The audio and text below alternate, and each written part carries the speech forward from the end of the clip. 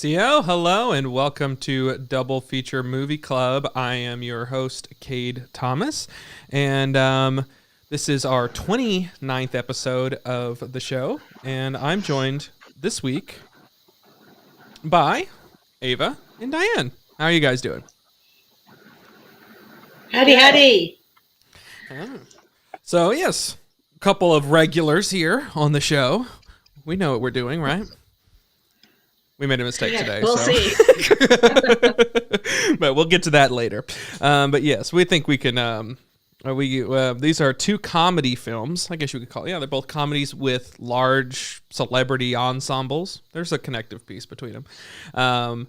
One is called Maggie's Plan, and the other is called Trust Me. Maggie's Plan is more of a romantic comedy with a little spin, and then Trust Me is dark Hollywood satire. I think is what I've read. Said it was called. So we'll talk about those in a second. First, this is where we catch up. No, there you go. I don't have to introduce it. That was good. Yeah. So we'll. This is where we catch up and delay the inevitable. We have people who are joining our watching our video version on YouTube. We'll see that we have holiday decorations around our various squares. So you'd want to see that. I only have one little piece, but it's very special for people who know the background of my shot. Won't spoil it you have to watch the video version. That was a vision quest. Mm-hmm. It was a vision quest. To get that. Yeah. Mm-hmm. So more importantly, I hope everybody had a happy Thanksgiving. Mm-hmm. Did everyone overeat and wear like sweatpants? Yes. A lot of great food was had. All the favorites. What's your favorite side dish on Thanksgiving? Because to me, that's the stars there. Side dish, yeah. Mine has got to be sweet potatoes. Okay. I can make them savory. I can make them sweet. I can make them tart and sweet. And this year I made them two ways. But yeah, I think that's my favorite. Just because you can do a lot with a sweet potato. In fact, I took the leftover mashed sweet potatoes that I made, and I'm going to make a cake with them tomorrow. Oh. For the trivia guys. Yeah. If it lasts, I might eat it all. I love sweet potatoes. Yeah. What about you, Ava? What's your favorite side? I would have to say I like when I like vegetables that are dressed up. Yeah. So like a good cauliflower au gratin or something like that, because I like vegetables, luckily, but then a holiday means you dress them up and make them fattening. My niece made Brussels sprouts au gratin. They were incredible, Ava. They were incredible. All right, they're right up your alley. Yeah, that's right up your alley. They were not good for you. They took something that was really good for you and made it really bad for you. Right. That's my favorite kind of dish, yeah. Yeah. That's why I like sweet potatoes. Man, you can make them so bad for you. And let's be clear, they're not yams, right? Sweet potatoes. No, they're sweet potatoes, not yams. Yeah. How about you, Cade? What's your favorite side? I think I like green bean casserole. Just simple. I like that a lot. Yeah. That's what my favorite. I have to. How many families? I know my family has a green bean casserole war. You know how Thanksgiving's always, a battle. Yeah. Family battles ensue. There are lots of movies made about it, and right. And my cousin and her niece. So for some reason, the niece decided to start making it, and now it's a big deal. It's like one of them won't come if the other one's making the green bean casserole. Or, sometimes they come together, but then it's a big deal or something. It's like, oh my God, it's just green bean casserole. Come on. Well, there's 10 million ways to ruin green bean casserole, and people find them exactly how every year. The family, I think it's just, at least since from the time my mom created Thanksgiving dinner to now, we've seen a real shift in the family as far as what they'll eat and not eat, et cetera, et cetera. My mom always made a Jello salad that was just wonderful. It had strawberries and bananas and pecans and Ooh. strawberry Jello, and it was just wonderful, right? But nobody in the family would eat strawberry Jello. That's just not going to happen now. Oh But my gosh. and then they went through the phase of the green beans had to be, kind of like a what's it called when they're barely cooked? Anyway, the Raw? barely cooked, yeah, barely cooked green beans, al dente, and with tomatoes and mushrooms. That's how they had to be prepared.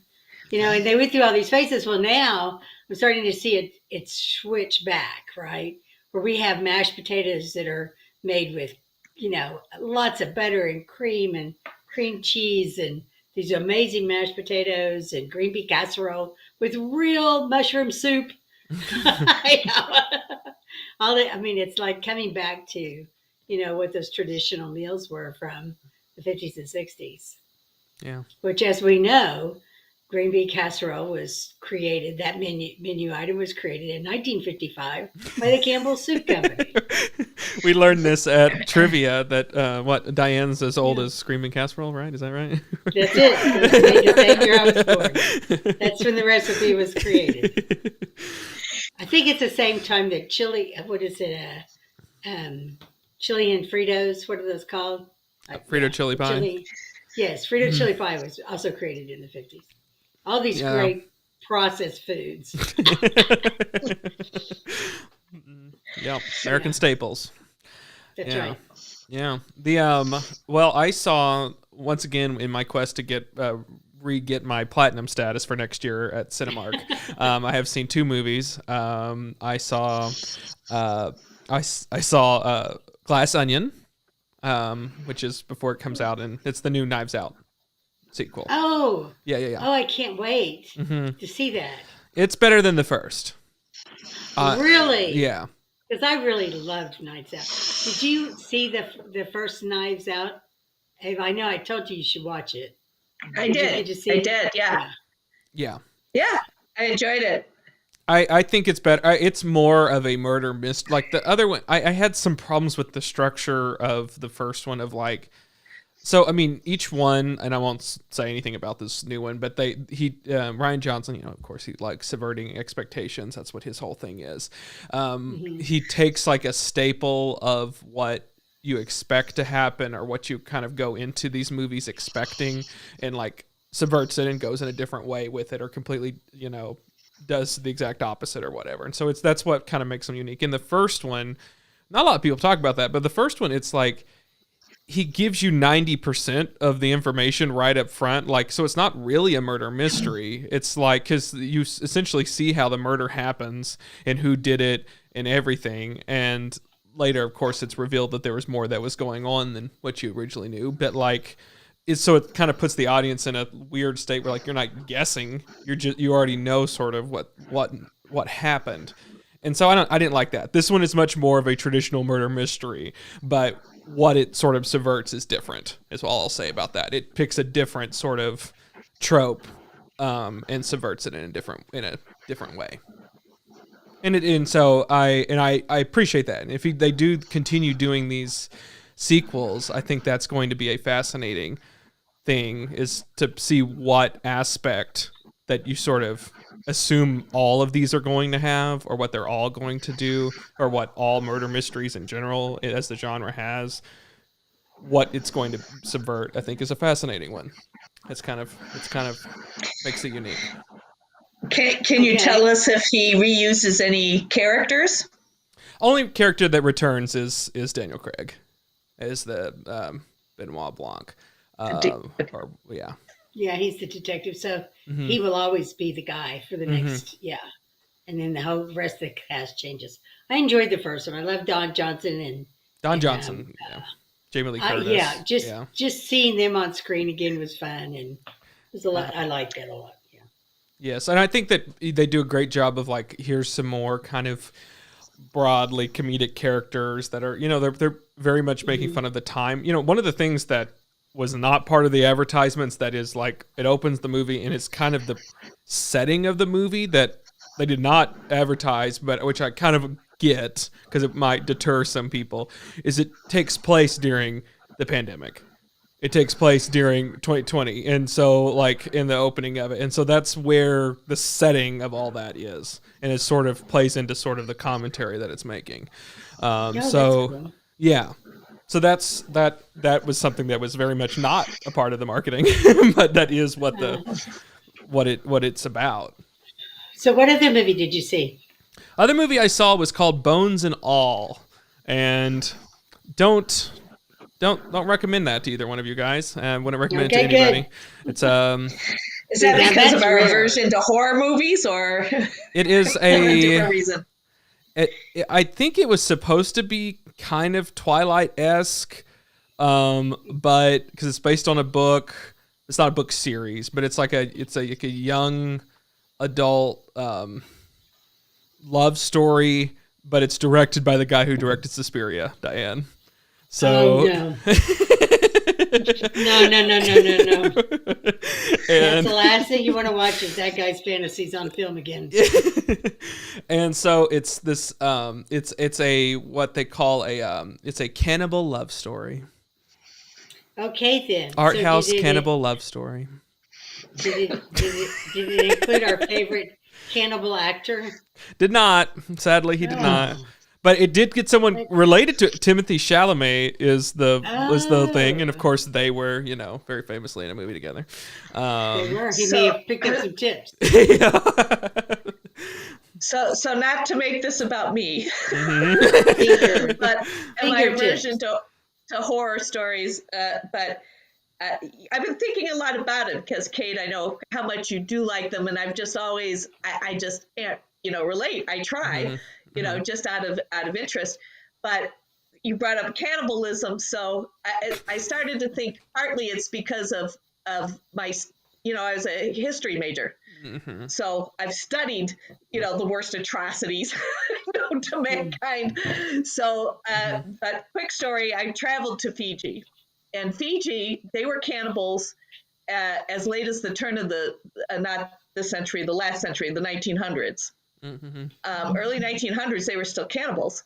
And so you hear the word, and then you go to a museum where they have actual like artifacts and ovens and weapons and stories. And I came out just like, I didn't throw up, but it was close, right? So it's when it sinks in, right?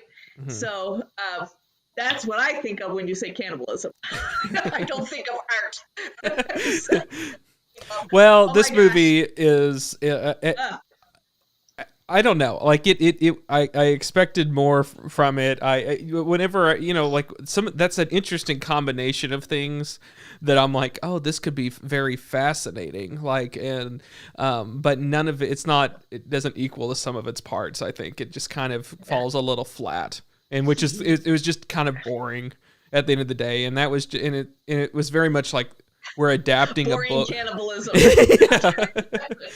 Well, it also suffers from they're adapting a book, so it's like it doesn't have the flow of a film. It's like, but they have to include certain parts and characters, and like they're meeting several people, and it's just like I can see how that was good for. It doesn't fit the flow of a movie too well, and so like they're going across country, and they run into a lot of different people, and a lot of character actors doing different things.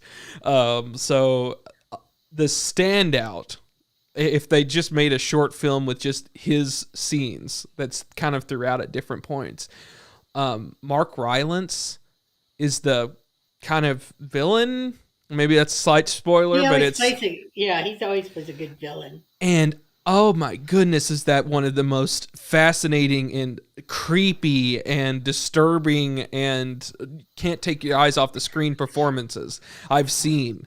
And if they're just kind of like cherry picked, if they just made a short film out of those performances, it would be pretty spectacular. But you have to sit through a 2-hour movie to get maybe like 20 minutes of him. Yeah, we don't want to do that. No. We can just go watch that scene. Yeah. Yeah. He has like 3 sections, and so it honestly probably would make a really good short film if you just picked those and made a thing. It's probably more like 30 minutes. He's in a few different sections, and he's a cannibal, and he's like this weird kind of loner guy who, he's bizarre. He's bizarre, and he like collects pins. Yeah.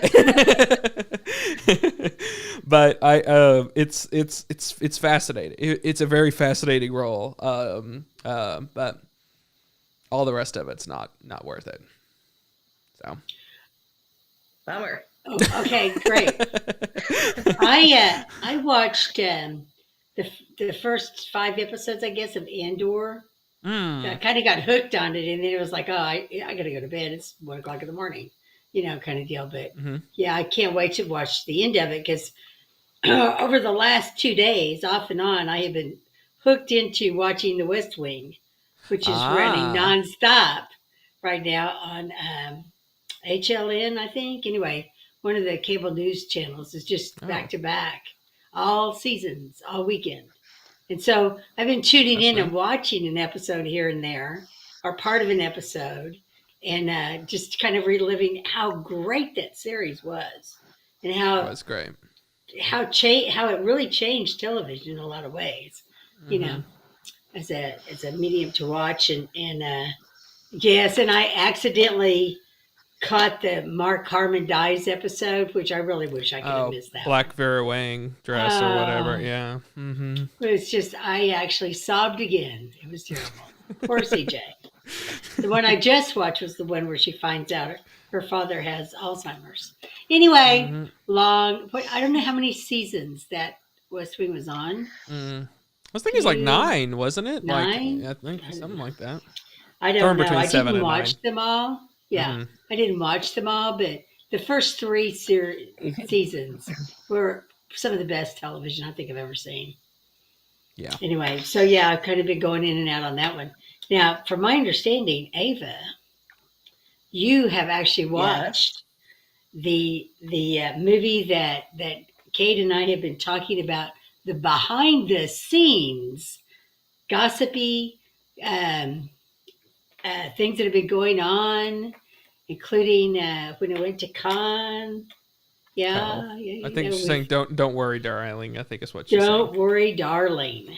So tell us, was it worth it? I think we did. We not talk about that last time. I don't know. Well, I wasn't on. No, we haven't actually talked to anybody who's actually seen it. I saw it. Yeah. Oh, okay. Then maybe we did. Yeah, I think we might have talked about it because it was. I don't know, or I may have talked about somebody. I don't know. Yeah, or maybe it was someone else. I don't remember. I think I wrote in our chat. It was not enough Chris Pine, kind of an old plot, and it seemed like it was setting it up for a sequel. Yes. And Which... those were my thoughts. I thought, and I thought, oh my gosh, how could I forget her name? Olivia Wilde. I thought her performance was probably one of the best in the movie. It was short, but I thought it was a very good performance. So maybe she should stick to acting, and if she's going to cause all that drama directing. Really? Acting. Yeah, I always like Florence Pugh. Of course, I always like Chris Pine. So, Chris Pine was bizarre in that. I mean, like he was good, but it was the written. Well, no, I don't. It was not his fault. What's bizarre about it is like, why build up that character all that much for that end, like that.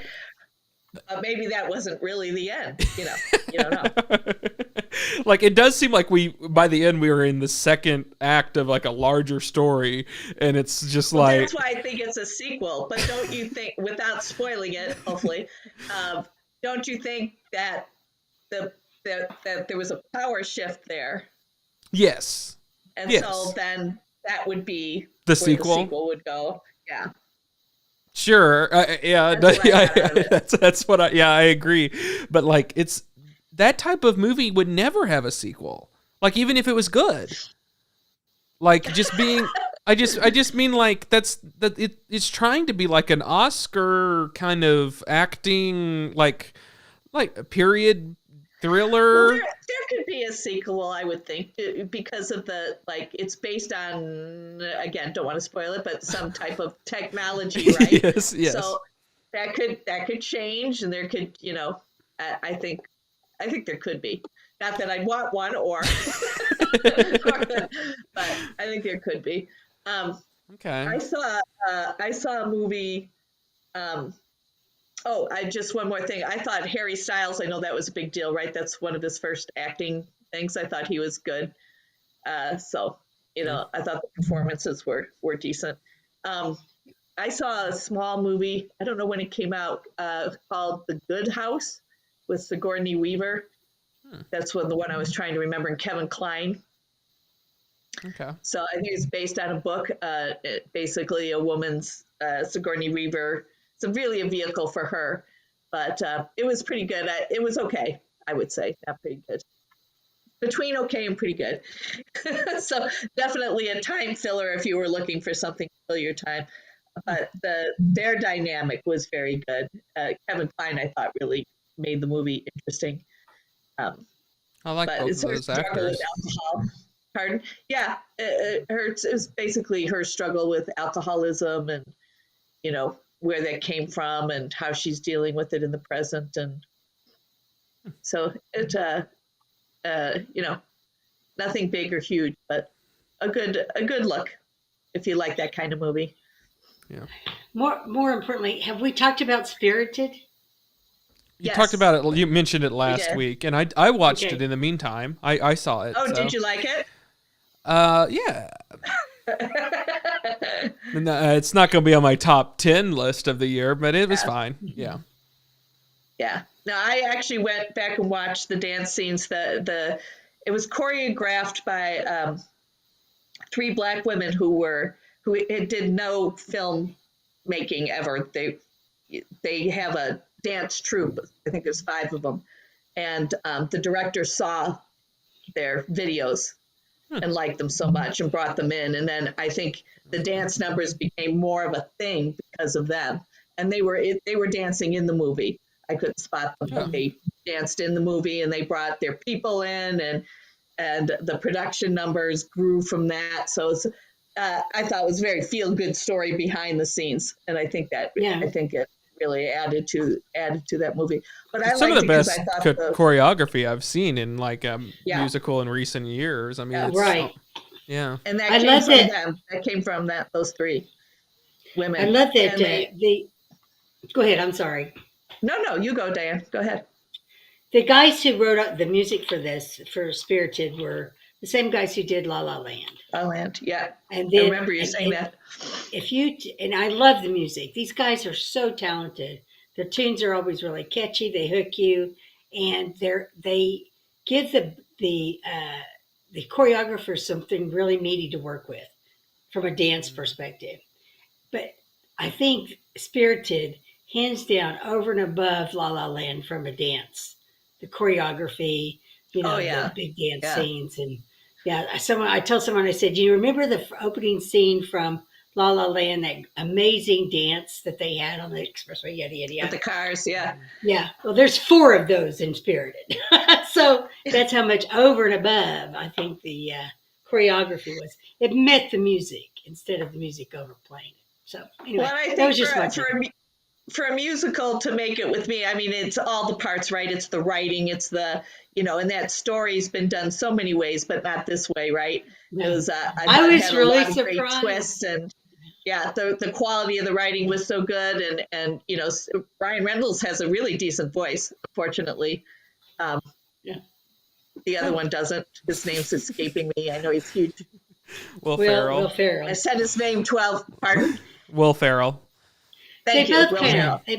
They both kind of talked their singing parts, which is acceptable because they're actors. They're not. I thought Ryan did a good deal of singing. Yeah, I thought, and Olivia Spencer, I loved her. Right? Octavia. Am I saying the name right? I don't know. Octavia. Octavia.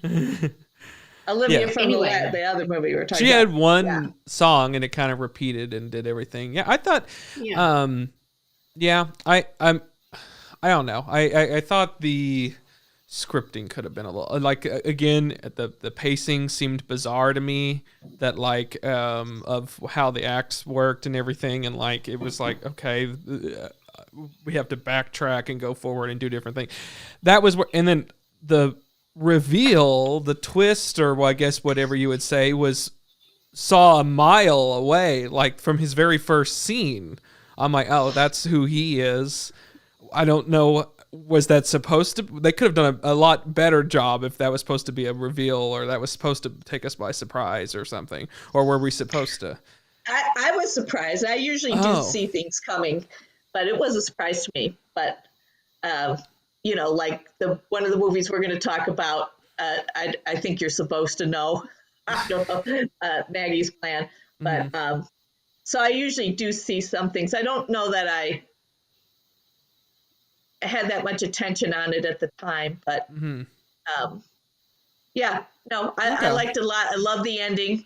I was saying to Diane, I think Ryan Reynolds, of the big stars right now, does more uplifting things that aren't juvenile, right? There's people doing things for kids and stuff but Ryan Reynolds seems to, like Free Guy. I love Free Guy. I don't know if you've seen that, Cade, but I love Free Guy, and it seems to, I just like his work. And Spirited was in that same vein. It's very positive, but it's not juvenile. It's not just, hey, be positive, go dancing down the street, and have hope. Sorry, I just described every Hallmark movie, right?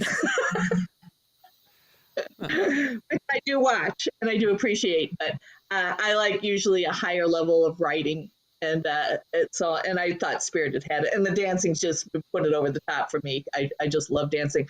Real quick, Diane, on Disney Plus, there's it's something hip hop, and it has most of the major dancers that came out of So You Think You Can Dance.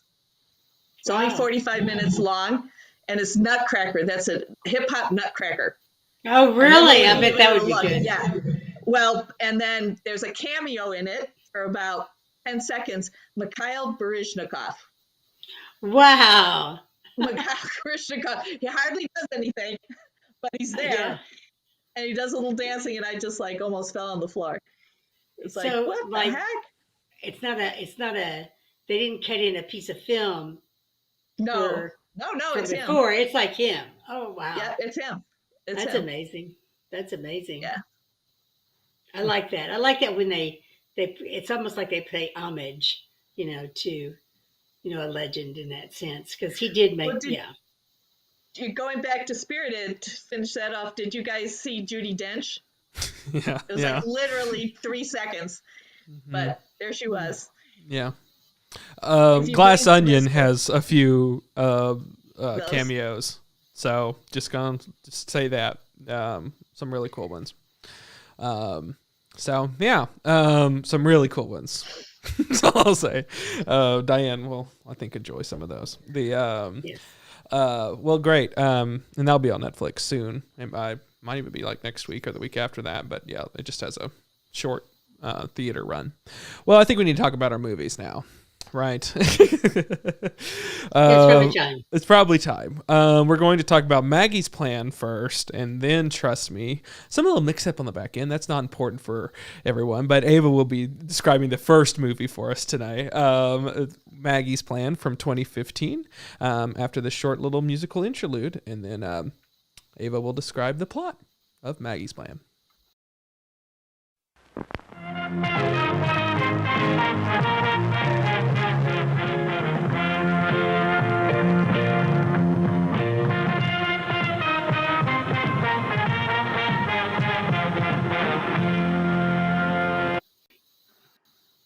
Hi. So Maggie's Plan. I'm going to cheat and read my notes. Maggie's Plan was written and directed by Rebecca Miller, and it stars Greta Gerwig and Ethan Hawke, Bill Hader, Maya Rudolph, Julianne Moore, and Travis Fimmel. And it's a story about a young woman who becomes impatient, would like to have a child. So she decides to she decides to have a child, and she seeks out a sperm donor for someone she knew in college, and she begins that process and self-insemination. And then right in that same period of time, she falls in love with a married, I'd have to read this again. Something anthropologist. I'll look that up. He's married. And so the story really takes off from there. And then the dynamics between her and her married lover and his spouse. So without revealing anything that happens along the way, that's basically the plot. Perfect. That was good. Yeah. It has a huge ensemble cast, as you said. Young Greta Gerwig, Ethan Hawke, Julianne Moore plays Ethan Hawke's spouse. Bill Hader is like her, Greta Gerwig's best friend, and then like he's married to Maya Rudolph in this. And then, am I missing anybody else that's in this? Travis Fimmel, I just mentioned him because I did like him as a smaller part, but I did like him. Yes. So yeah, a really good, really great cast. So Ava, what did you think about this movie? Did you like it or? I did like it. I felt I'll start with the positives first. I liked that it was a twist on a romantic comedy. I think it was making an effort to not be the same old romantic comedy type thing. So interesting plot. I'm into characters. I always ask myself, actually, the first question I ask myself after a movie, if I'm reviewing it, is, am I sorry I saw it?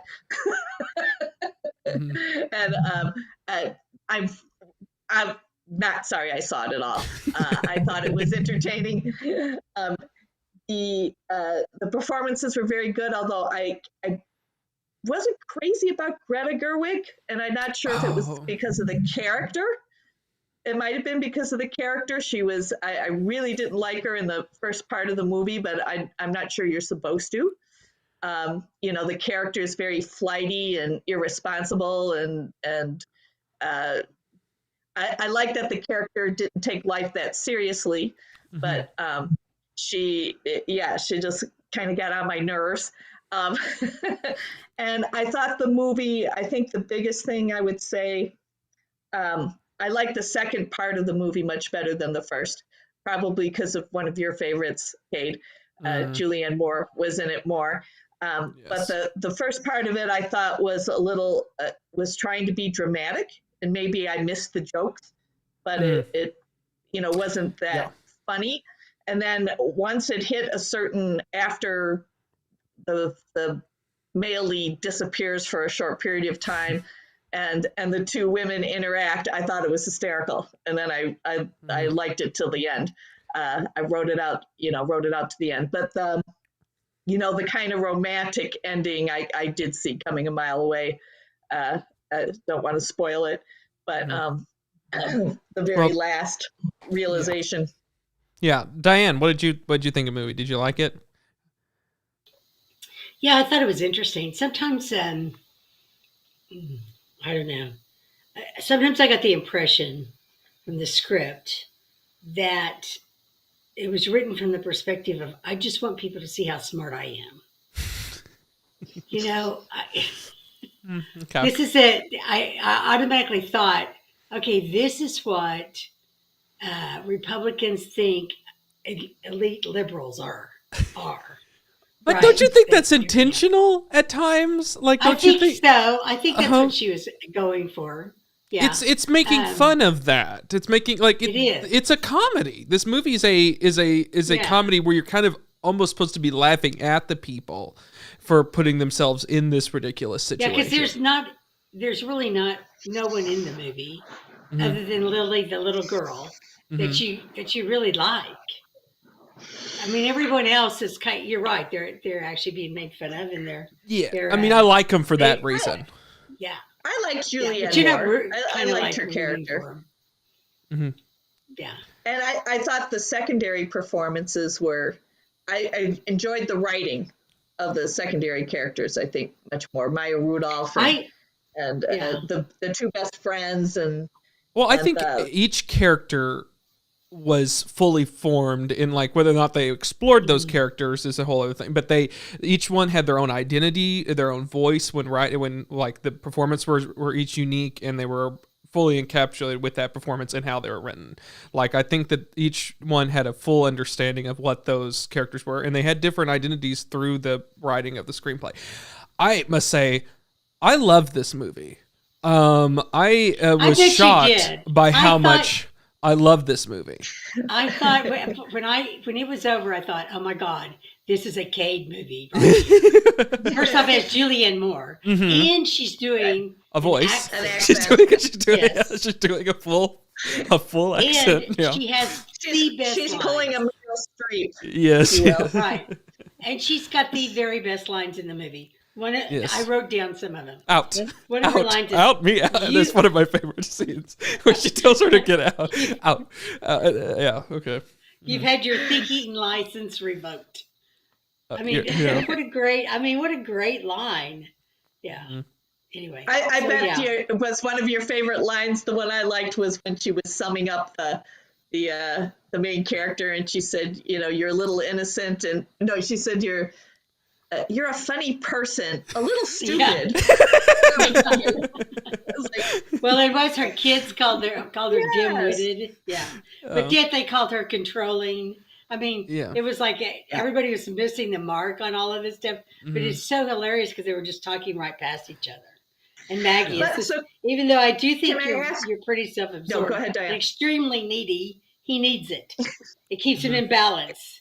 It's thinking about you that stops him from thinking only about himself. Yeah, and I thought, that is perfect. Yeah. And that's Greta Gerwig that says that one. Yeah. I thought that was Maggie. Yeah, I thought these I really like the movie. I thought at first from that opening scene I was like, oh boy, that we're going to jump right into the plot like that, and the dialogue's going to be that on the nose. I had like a lot to say about, we're jumping right in here into the plot, and like that's very on the nose dialogue, but that ends up being like that ends up setting up like later than you sort of see that's how these people talk in this movie, and that's how in particular she talks. Is she's very sort of straightforward and in her own, and trying to like oversee everything and plan out everything to a T, and that made sense for that character by the end of it, and it had charm, and I understood it at that point. And even so, that's just the kickoff. It's not where the film ends up sort of going, and it does different things. Like a lot happens in this movie between characters that change their dynamics, and they show different sides of these characters and put them in interesting situations. That's what I love about film, is introducing characters, putting them in bizarre situations that are kind of unnatural, but kind of are fun, and you can do it. And each of these have very unique relationships that you don't see on film, and I find that very fascinating. And I did really like what this film explored. I was shocked first off that Cade actually had not seen this movie. It had Julianne Moore. I don't think he's missed any Julianne Moore movies before. So had you seen this movie already? No, I hadn't even heard about this movie until he made the list, and it was like, wow. And it was Julianne. What got me was, I need to watch it as Julianne Moore. I mean, I didn't see The Kids Are All Right. It had Julianne Moore quite a bit in it. There's some Julianne Moore movies that I haven't seen. I never saw her The Giver, is that what that one was called? I did see that. She was the best part of that movie. Anyway. Yeah. So I was surprised that you had not seen this movie already. But I knew the minute it was over, I said, "Oh my gosh, this is going to be Cade's number one movie." It's got everything Cade loves. What was it that Ethan Hawke's character? He had written like 4 books, and what was it? I tried to write it down, and I didn't get it written down right. His field? Yeah, his field was in cultural It was I anthropology. actually tried to look it up. No, it's ficto. Hold on, because I had it up on my. Yeah. I Yeah, I had actually it tried too. to Google it, and I still didn't know what it was. Yeah. I still can't figure out what it is. But it's all People- made up academic stuff, Oh, like yeah. that, and that's what All this of it. movie is making fun of. Is this academic world, or part of what Here. they're making fun of? Yeah.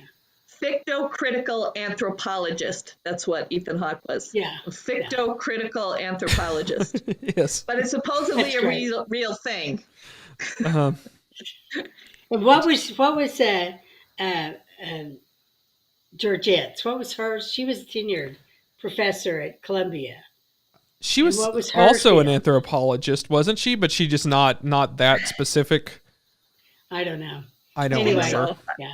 Mhm. Did they ever say what her accent was and I missed it? Like what She's was she's Danish, isn't she? Well, that's what they the spoke. movie? The language they Yeah. spoke was Danish. Yes. All right. Yeah. Her and her kids. But did you find, like me, or was it just me, that like it was kind of uneven until it kind of hit its stride? Like, so like I Yeah. think back to the scene where I'm she's never in going the to say anything bathtub. bad about her. Do not ask me a No, question not- like that.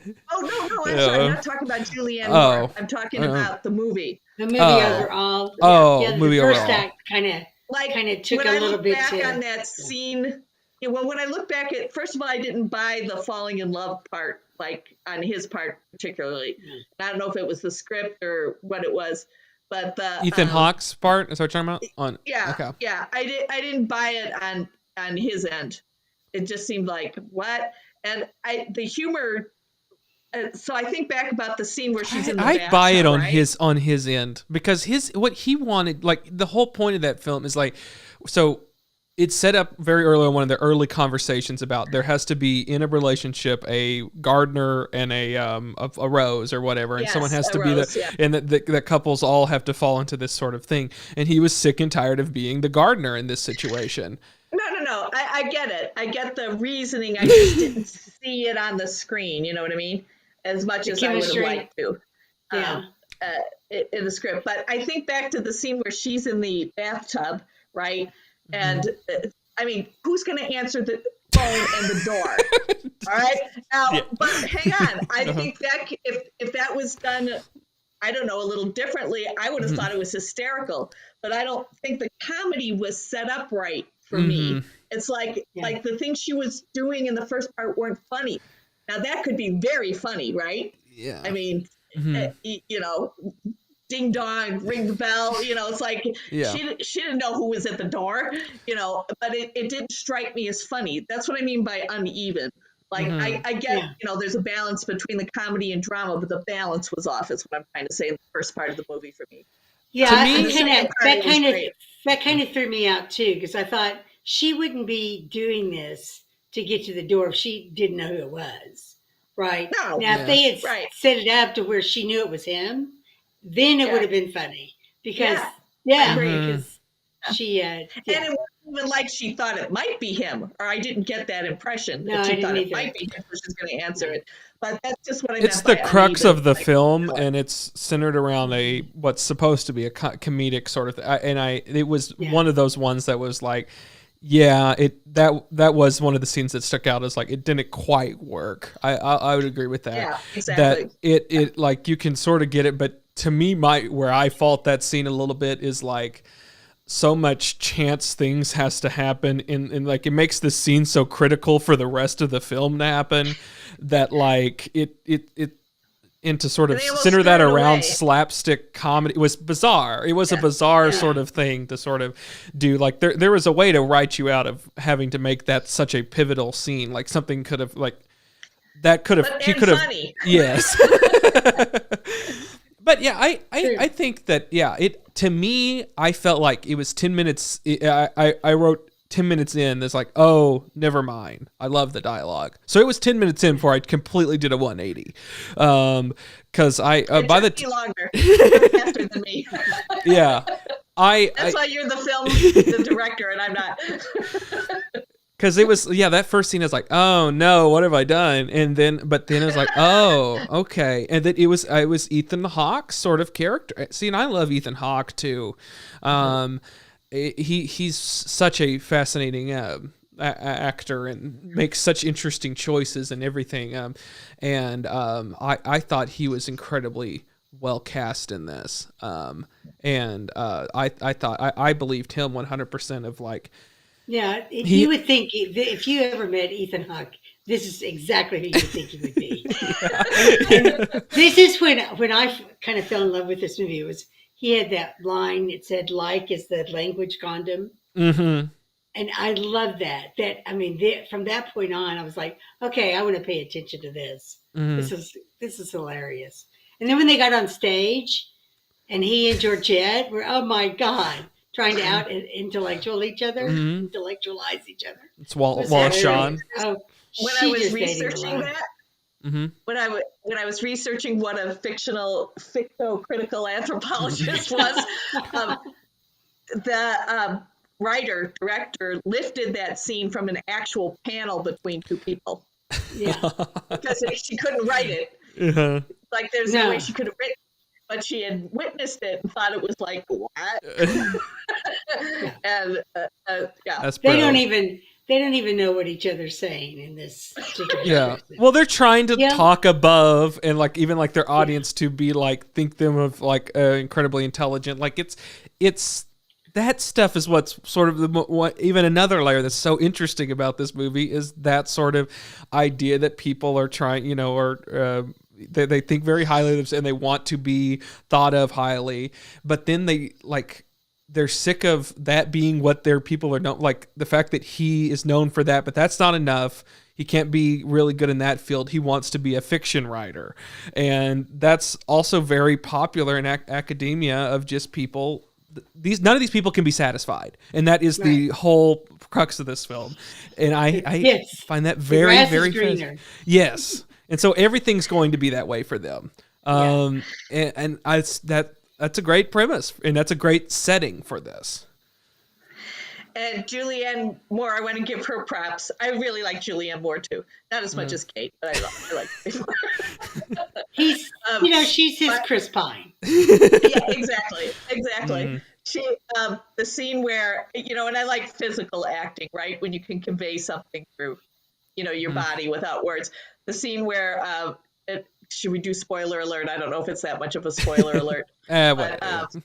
With the wastebasket, which he burned. Oh. I know. A copy of it was hysterical. Just the way she was standing there and, the drama of how she did it and just like exasperation, it's like, even the fact that, and she knew it was a copy, right? But it was still like, I thought that was very funny. And then just save the ashes and bag him up and then throw it back at him. That's what I'm saying. The second half of the film was very funny. It was very funny.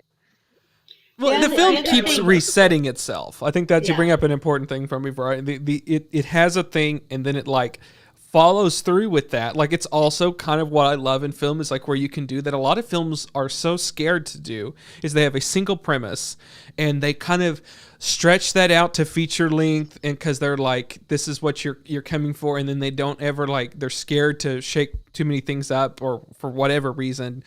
But a feature film can reset and redo and go down different avenues, and this is like a perfect example of that. And where it can be, here's a premise, explore that to its absolute fullest, and then move on, like shift it, and then go around another avenue, put these characters in another kind of different situation, shift around, follow through. I mean, it's still a thematic thread that follows these characters, and they're still, and it makes sense, and it still fits within an act structure, but it explores all these different avenues and resets every once in a while to keep the audience interested and explore these characters in different situations. And this film does that expertly, of exploring this ensemble through several different lenses and different configurations of how that's. And so I found that to be very, very interesting. I love one of my notes. I love the costumes in this. Of just how they dressed all these characters, was very fascinating to me. It was very normal, but each of them had their own look. Maggie had her own interesting style, very interesting style. And then you have like It's fascinating. It obviously has some like Quaker. She's a former Quaker. I know the whole Quaker thing was like what? I love that, and the fact she's just been from the small town, but she's all she dresses somewhat conservatively, but like still has like these pops of like weird color choices and everything. And the cotton nightgown was like, okay, yeah, yes, she did grow up as a Quaker. Yes, She had a Quaker nightgown on. And there's a few of those weird things. Myself, so. But like it's also like kind of supposed to be counter, it's what like these different kind of city archetypes and that sort of thing. And then you have him like he's trying with his glasses sometimes, and then he's like wearing black, and him like they each have a definitive style. I'm not a costume person, don't know enough, but I loved the way each of them looked and how what they wore was somewhat different. And then Julianne Moore had a very interesting, different she wore style. a lot of furs. Yes, and big puffy, like pastels. Hers was more pastels. Yeah, she dressed very Scandinavian. So why? Although she was terrible at winter sports. Well, that was I loved that. Yeah, I loved that. It was like here she is Danish and all this different. Another good physical comedy thing where she was like, I'm sure she was doing that intentionally. Yeah. I love that. It was great. The only thing that got me from the characters and the casting was the little boy, their youngest son, I guess Ethan Hawke and Julianne Moore's youngest son. 3 years passed and he didn't get any older in those 3 years. It was like, wait a minute. At least a girl could put on makeup and look like she aged 3 years. But the little boy was still, he didn't look 3 years older at all. It was like, oh, yeah, everybody else with 3 years, not the kids. Well, okay. Why do you think they gave Julianne an accent? Do you think it was to make her sound tougher, like Maya Rudolph, right? Maya Rudolph describes her before she comes into the movie, right? It's I forget the words. I like them too, but she, I know it was a great line. Yes, horrifying, whatever it was. Do you think they gave her the accent to make her sound tougher? I get the I get the feeling that she was this was written before it was cast, I would say, and then they just wrote that character to be Danish for whatever reason, and then they hired someone who could do an accent like that. Because I was reading how so the director of this is married to Daniel Day-Lewis. I don't know if you know that. That explains a lot. Yes.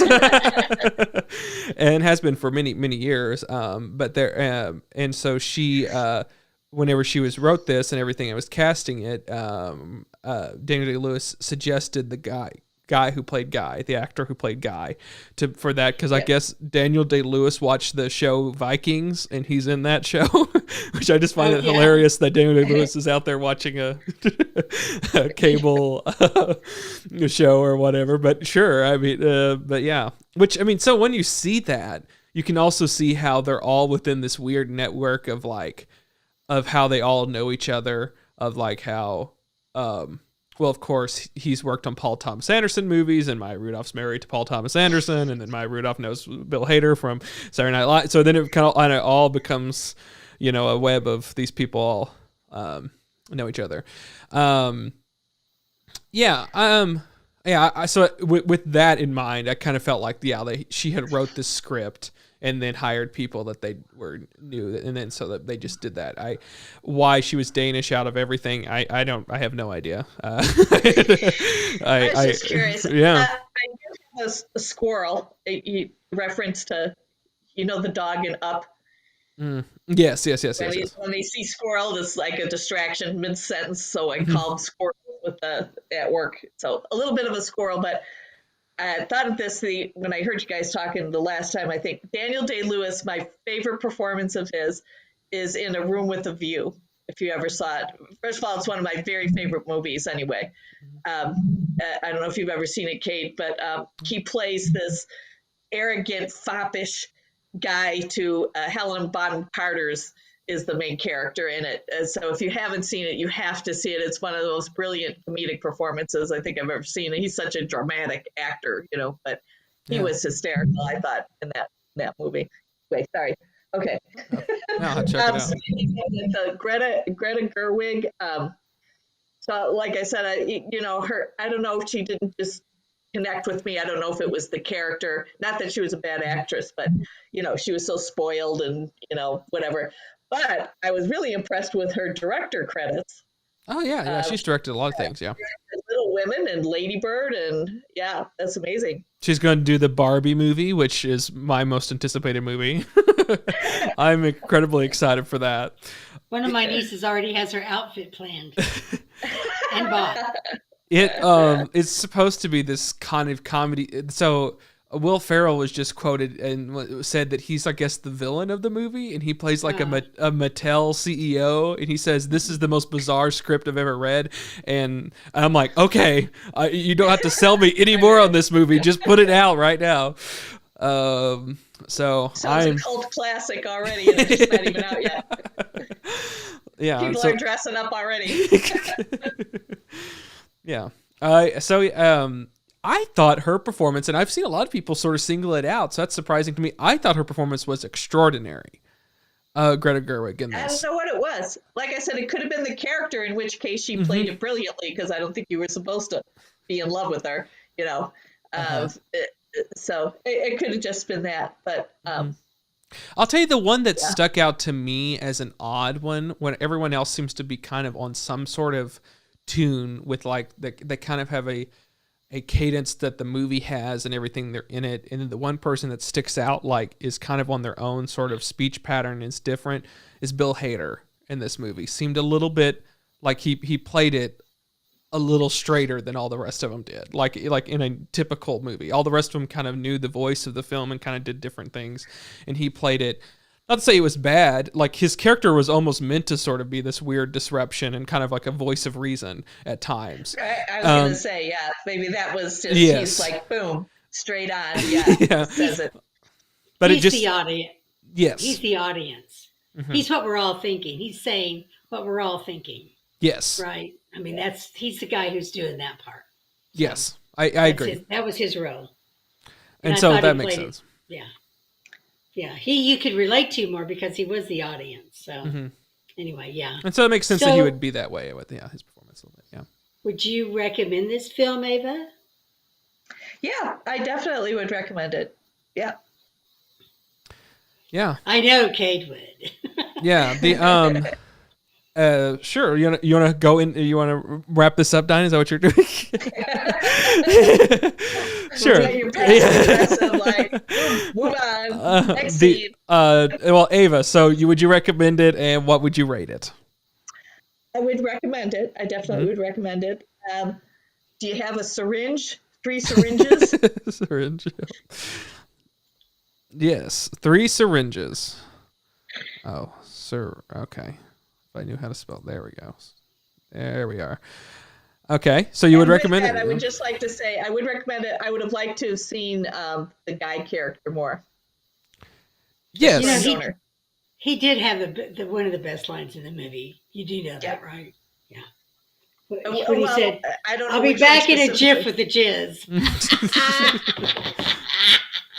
That was hilarious.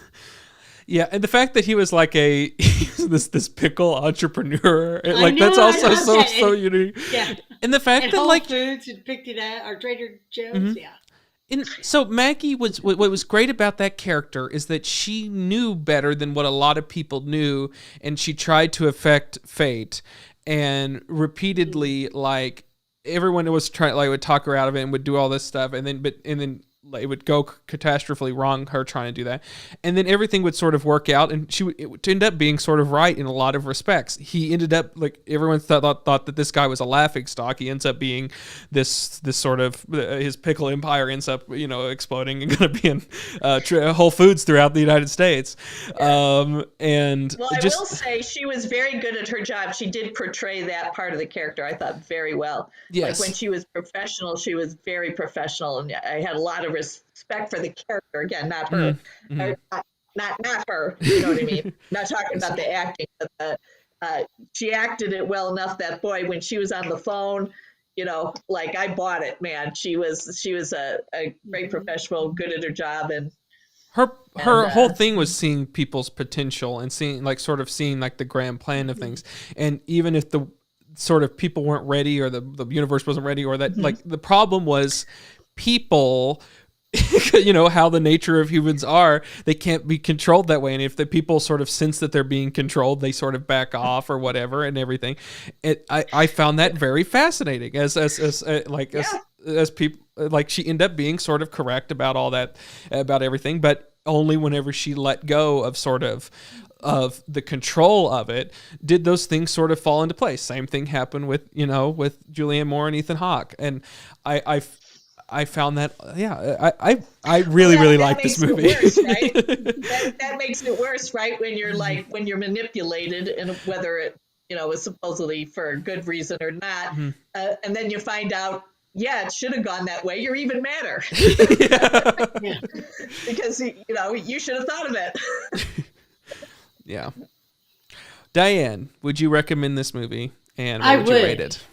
Okay. I want 4 juice boxes. Okay, juice boxes. Just because there were 4 children in this movie about having children. So yeah, there were 4, and so give them all juice boxes, and since I only get drinks, I have to come up with something. So I know.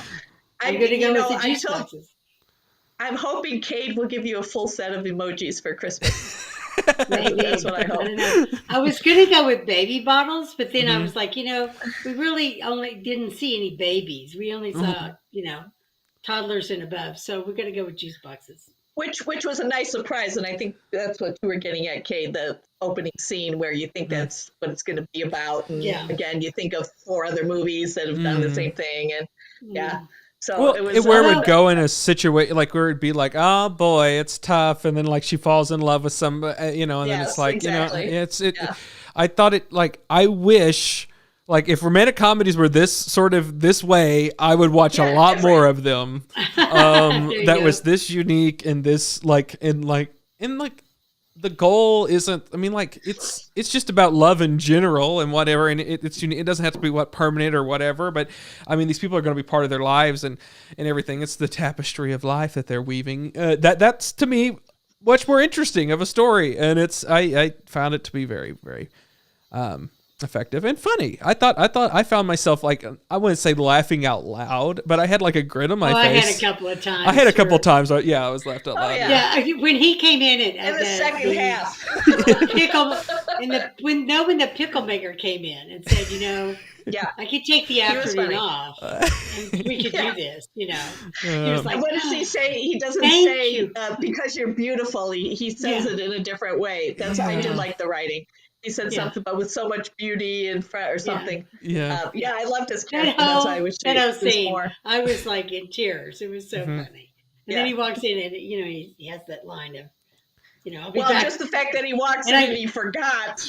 Yeah. The most important. I forgot this plan, right? Oh, and then when he hands her back the bottle, and said, yes, and he hands her back the bottle and says, "I made extra." She's like, thanks. That scene just, I mean, it was killer. That scene was my favorite scene in the movie. Like, mainly because I laughed so hard at it. I loved just so we didn't really talk. We've glanced at it. The movie does this time jump, and anytime a movie does like this hard cut, I'm on board with. There does some sort of shift, and so this movie does this hard cut time jump, and I was 110% on board with that too. And just, I have had many, like, this is like a film that I would like, in many respects. I see this and like, this is so my type of film of what I would even write and do things on. Because of then you get this where people talk about this time period in which all this sort of stuff happened, and more comedy comes from sort of that space too.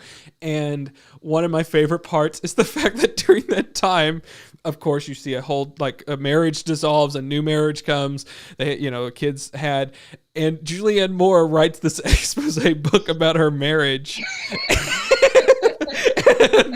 That's all like happened in between this whole time period, and the fact that like the comedy that comes from that is amazing. Of like their I thought that was incredibly funny, and then like how that puts like she's like, oh, she didn't really want to write, or like she did, I don't know, it was fascinating. And then they go to a book reading, and the fact that Maya Rudolph buys the book, her best friend. And they're all like, yeah, I should hate her, but I kind of really like her. This book is about how she destroyed her, or like she destroyed her life. And they're like, it was Maya Rudolph's character that suggested the rest of the movie. Yes. Really. Yeah. It wasn't the lead Bill character's Hader, idea. Yeah. And Bill Hader and Maya Rudolph's child never grows. 3 years. He's still in a stroller. And they actually made a joke out of that. I love that. Yes. He's captain of his soccer team. Yeah. Yeah. Is he ever going still to? In a stroller. Oh, yeah. Well, he's got to finish that by whatever that book or whatever. Yeah, the fact that he's at the end, they're like, oh, he's gonna write a book about us one day, and we're not gonna come off as good or whatever. Yeah. Which I would. Yeah. There's probably a lot of times where parents think that. Yeah. It had a lot of really funny What's things. your rating, Cade? Well, first off, I would highly recommend this movie. I am shocked that I have never heard anyone really talk about this movie. I think it is a excellent movie. I really, really, really, really liked it. I don't think we spoiled too much, so we kind of left a lot. I think it's more of a movie that you can sort of watch, and the experience is worth more than where the plot goes. I went in completely blind and enjoyed it, but I think you could kind of go into it knowing the stuff, even what we said, and can still really, really enjoy it. It's a funny movie, and it's also just a great character movie. All that lead up to say I don't really have a good one. I could have done things that had a professor was one of the options. I was just going to give it a thumbs stroller. up. A stroller, could have done that. It's a book. It's just a book. That's all I did. I'm sorry. A little disappointed, but I really did like it. I did have a story I wanted to tell. So in this movie, you have Ethan Hawke who wants he's a academic professor and everything who wants to write a book. That's what his whole journey is that he wants to write a novel, but that's not what his background is and everything. And it's all in academia. And I found all that to be very funny, and all his journey in writing this and him wanting someone to support that and everything.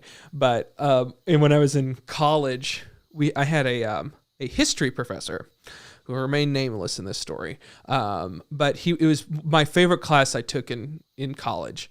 And it was American history, essentially from beginning of America to the Civil War. And he would sort of tell these stories of essentially come in and tell like American history. And he would like tell it like he was there. I mean, not necessarily, but he would like walk us through the story, like, oh, where do we leave off? And like kind of would just teach us just openly about American history and everything. He knew American history like the back of his hand. Like he could just pick up, oh, where do we leave off? Okay. And then kind of just tell that and everything. And then of course we'd read these different things and all that, but very just a fascinating guy. And he one time would open up to us and said, yeah, he's like, he's wrote textbooks and different things and all that stuff. He's like, well, and I tried my hand at a fiction once, and we're like, what did you? He's like, I'll bring you copies. It didn't really sell all that well and everything. And so he brought in copies for us to read, and it was under a pseudonym. He said, I would never admit that I wrote this or whatever, but it was something he wanted to be a success. And it was some weird, like, revision. I didn't end up reading it all, but it was some like it was like American history. But it was like a weird like alternate thing, and it was supposed to be a series and all that. He was a fascinating guy, a very fascinating guy, and I think like that is a thing in academia, of course, where they want to sort of you see it often where they're very fascinated with art and fascinated with that sort of side of things, but they think almost too analytically for their own good, and that is sort of I think she says that in her sorry, what'd you say? Yeah. Like a ficto anthropologist. Yes. And so like that's what she was like, is it to be too smart for could it be too smart, writing be too smart or whatever? And I do think that like so they get in their own way because they think of it that way, and then she's like says what you can write that book through that lens or whatever, and that's what opens it up for him. So yeah, that felt very real to me, that like it's these people are almost too smart for their own good, that they can't really be artists. But there's a role for them, too, in the world. Like, we need the smart people to look at things analytically and talk on that level and leave the artists for other people, I don't know. And then there's the rare genius that combines both the heart and the intellect. Yes. But it's very rare. Mm-hmm. And you don't have to be everything. Like, that's again what this movie is like. People want everything, and like I think that's what was very fascinating about this movie. They wanted love, and they wanted a family, and they wanted to be considered a success in the eyes of their peers, and to be considered intellectual, but also to be considered where they can like think about like write about their heart and their love. Like it was just like you don't have to be all of that, but it's the folly of man or whatever. Loved it. And be good at winter sports. Yes. Yes. So yes, highly, highly recommend this movie. Anything else you guys want to talk about this, or we're going to move on? Nope, good. One of my favorite, I'm a Springsteen fan, Dancing in the Dark appeared twice in this movie, and I love that. Yes, it did. So, love that. I'm glad you wrote that down because I meant to. Mm-hmm. The fact that it reoccurred later, and they're like, they're kind of, I loved it. Well, if you get the rights to a song, might as well have it as many times as you want in the movie. Absolutely. Is what I think. That's right.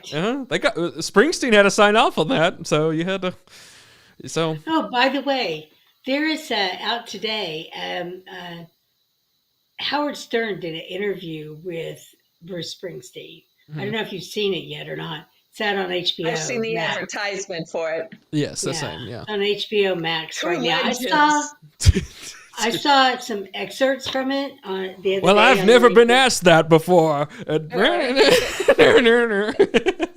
that's just one of, I don't know. Yeah, I don't know. You made me cry. Sorry, yeah. I forgot. Yeah, that's what it was. Yeah. I'm sorry. I don't put Howard Stern in the legendary category. I would like to. I would watch it because it sounds interesting, but the ad was like kind of ridiculous. Yeah, I saw some. I'm sorry, I totally interrupted you. Sorry.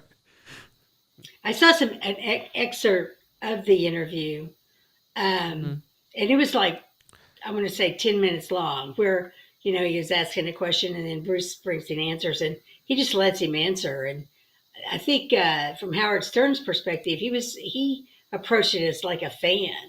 I mean, you could tell he's a fanboy of Bruce Springsteen, and Bruce Springsteen is just talking. He's just like being who he is, right? And he said it was the strangest thing because he would say, "Oh yeah, and there was this song," and then you find out that Bruce Springsteen never had a piano lesson. He taught himself how to play the piano and how to play the guitar and all this. And he goes, "And I never knew that." He said, "I didn't know." He said, "I would just blew me away." Anyway, so I know it's Howard Stern, it's Bruce Springsteen, so. But I love Bruce. Abe, I know how you like sit around and watch stuff that, just because you're bored. So this might be something you'd watch. Oh, no, I would definitely, I probably wouldn't, I'm not as big a Springsteen fan as everybody else, but he definitely, I read his autobiography, actually, which was pretty interesting. A lot of times, I read a lot of autobiographies, and more often than not, those, they've had really depressing lives in the background, which is not fun. But his was very interesting.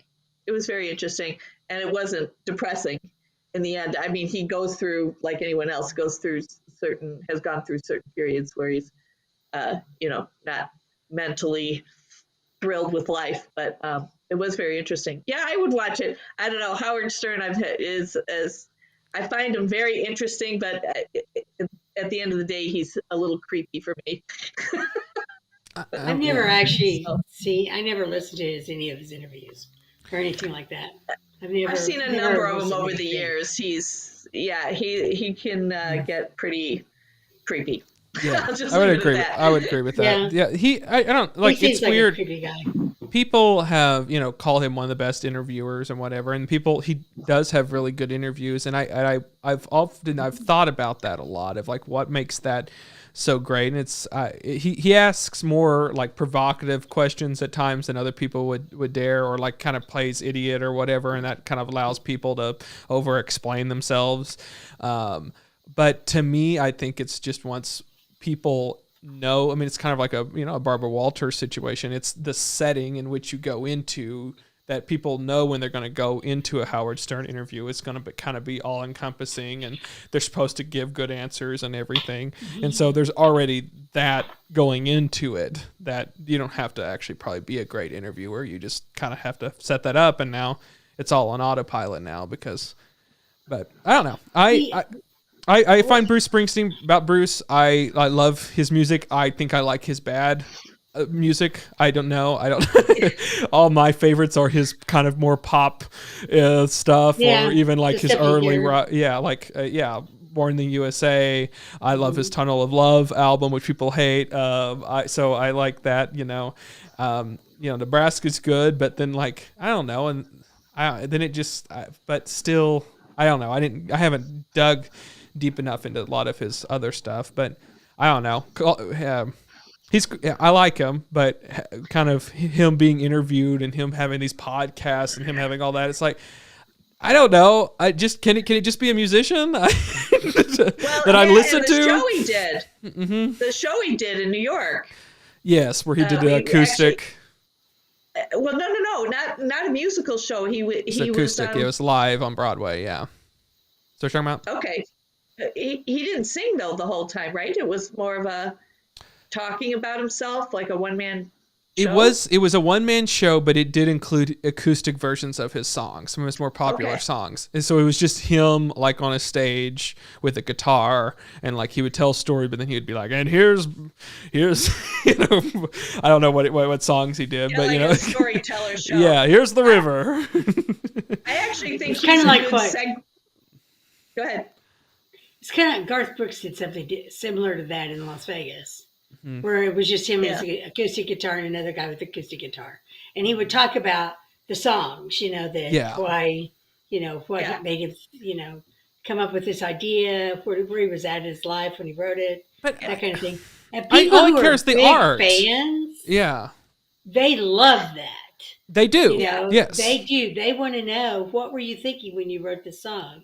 What was the driver? What was your motivation? But it gets really borderline, doesn't it? I was going to say could be a good segue into the next movie. Not that I'm pushing anything, but what I'm fascinated with Bruce Springsteen, because his music is just, I know this is sacrilege to Springsteen fans, but his music's okay.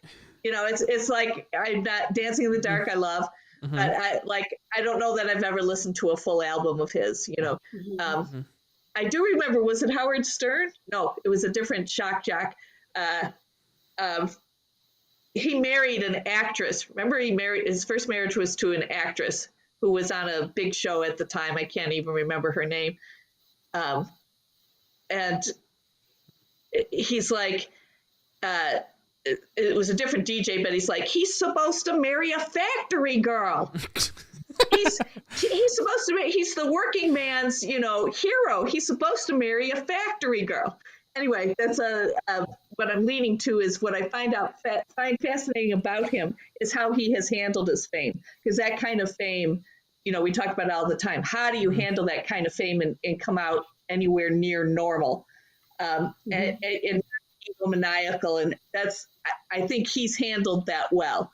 Like he so far anyway, and who knows, what could come out of the closet later, but hopefully nothing horrible.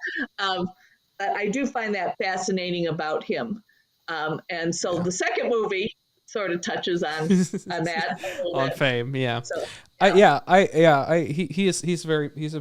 he's somewhat fascinating, and everything. I think it's that every generation you have a songwriter that is kind of like there was Bob Dylan. I never understood Bob Dylan from the perspective that what people saw in him from a musician's perspective. But the guy was the poet of his time too.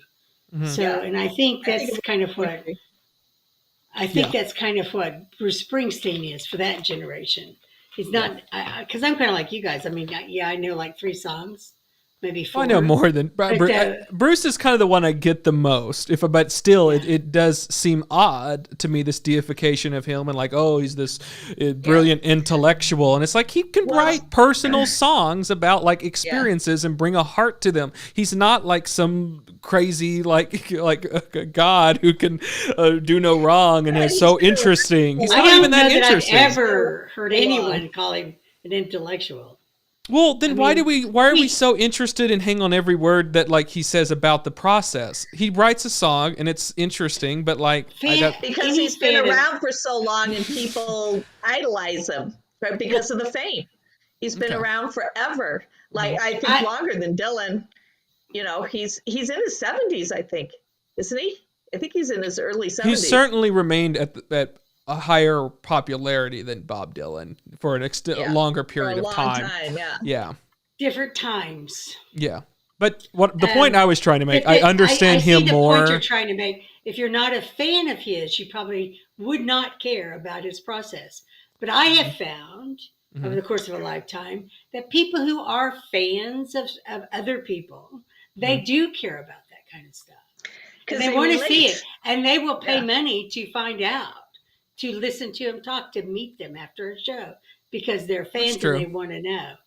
The reason why you're hearing about Bruce Springsteen right now is just like everything else. He's got an album coming out, so he is on the promotion tour.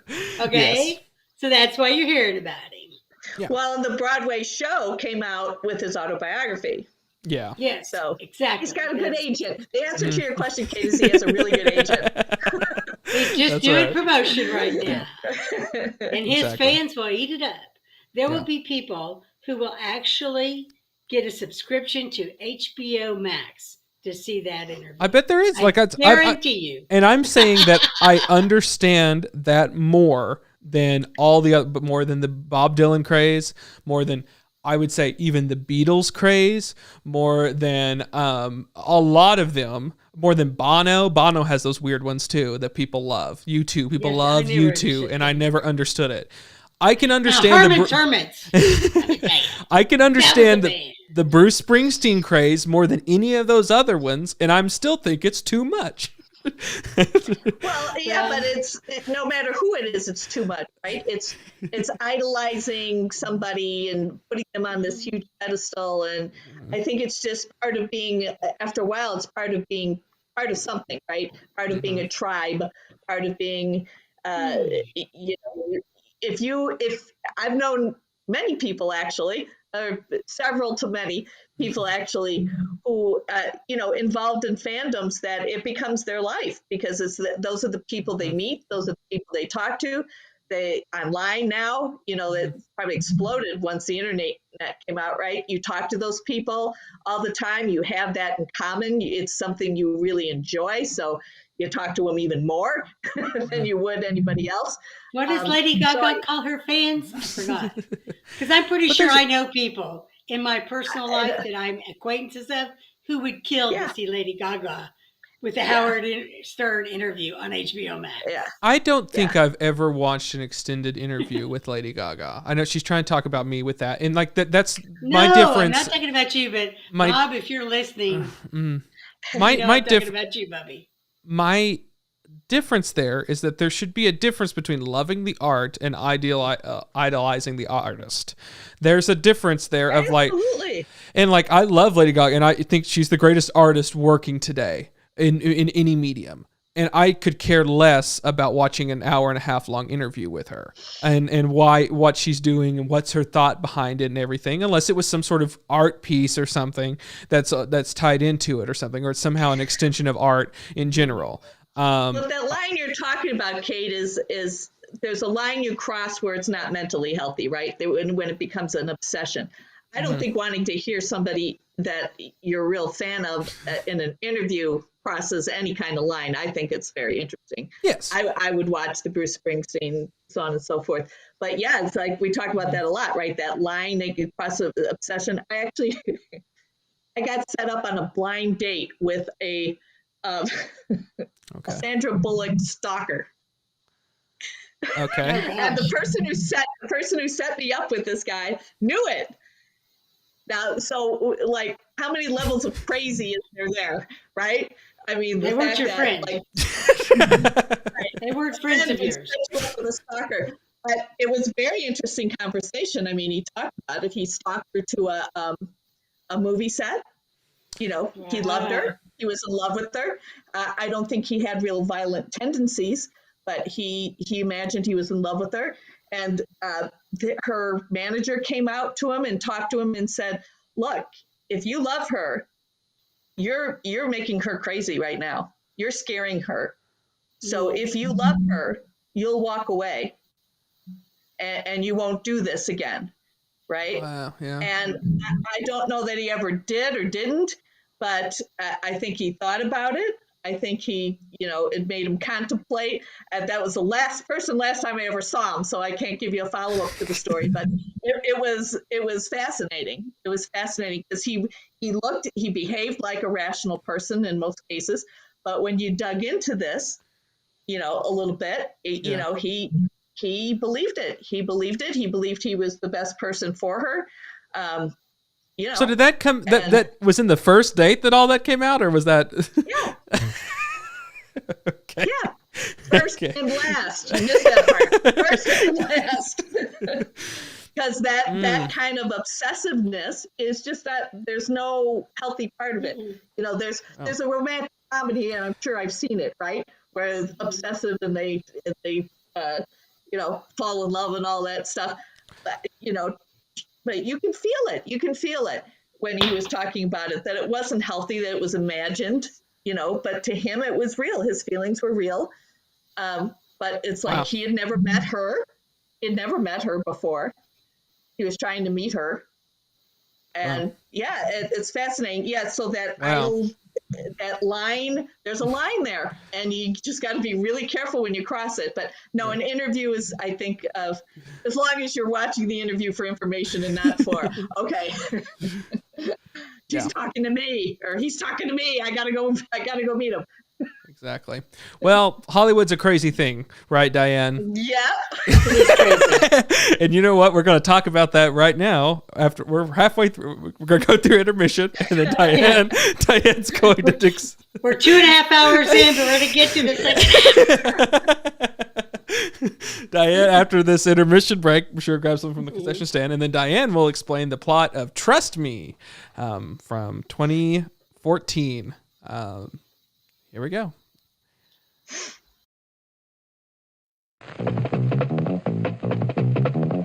Good evening, ladies and gentlemen. It's intermission time. All these delicious treats are waiting for you at the refreshment stand. Delicious fresh popcorn, ice-cold cola, and candy you know and love. They're all ready for you now, so you won't have to miss any of the feature. Come and get them. And now, on with the show.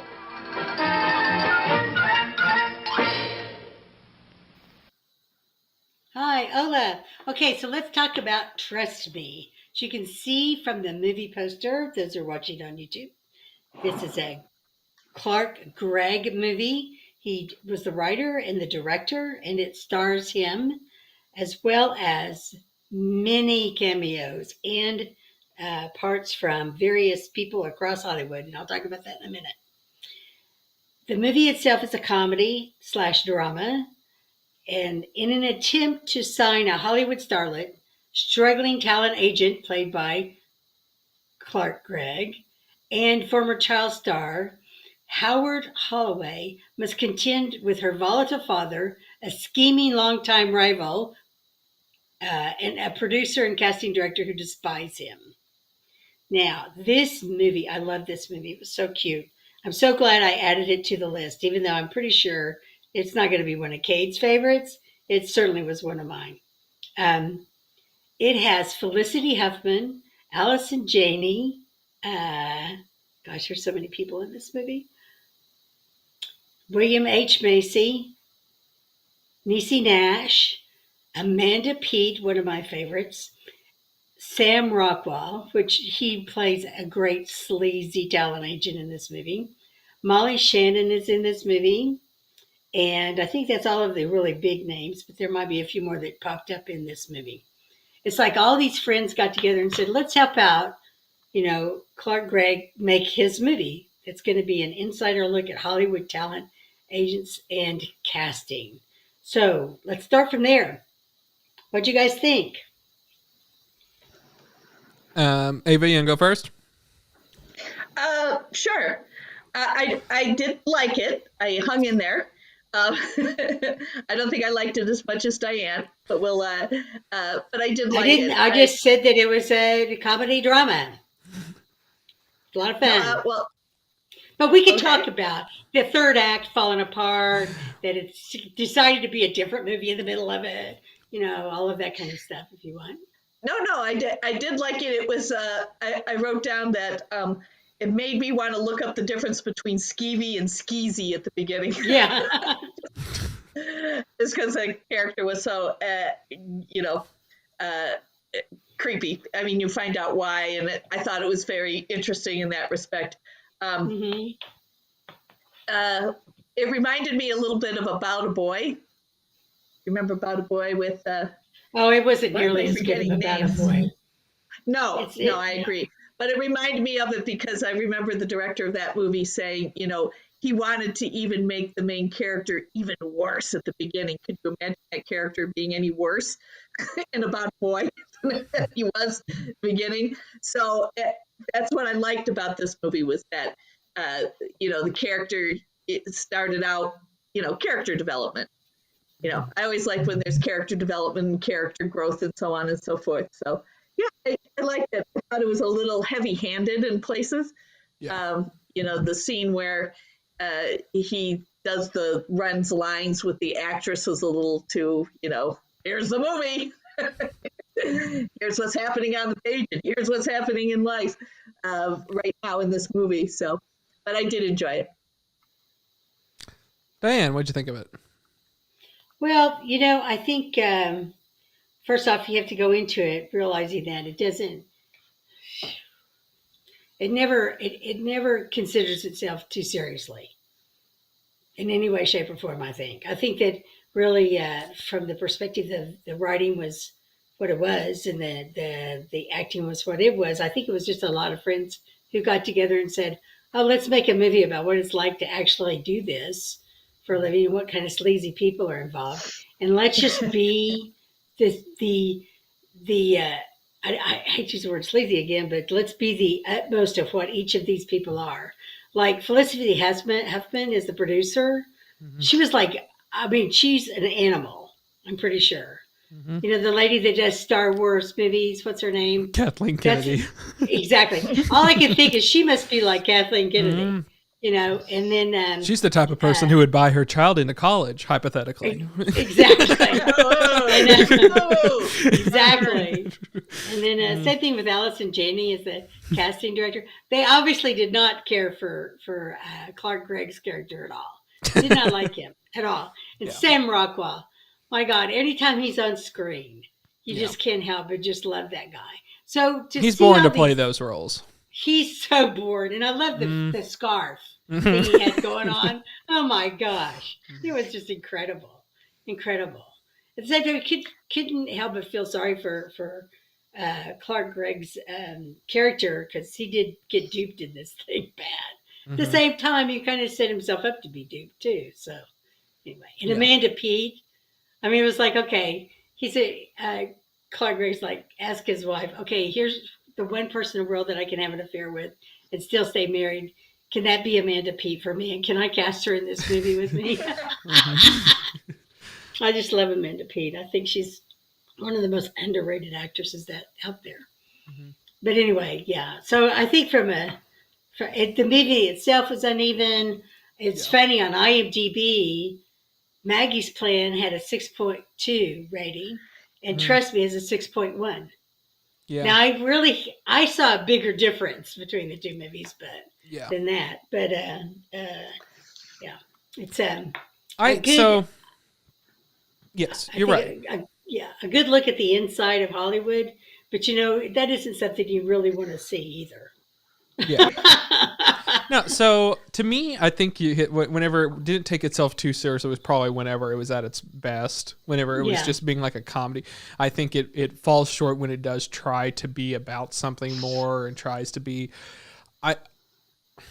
It's the opening of the film, so I think I can spoil it. But they opened up with the film that he's dying, bleeding to death, and then it does a flashback, and then it gets to that point by the end because that's what happens. That is the part of, if I could change one thing, it would be that.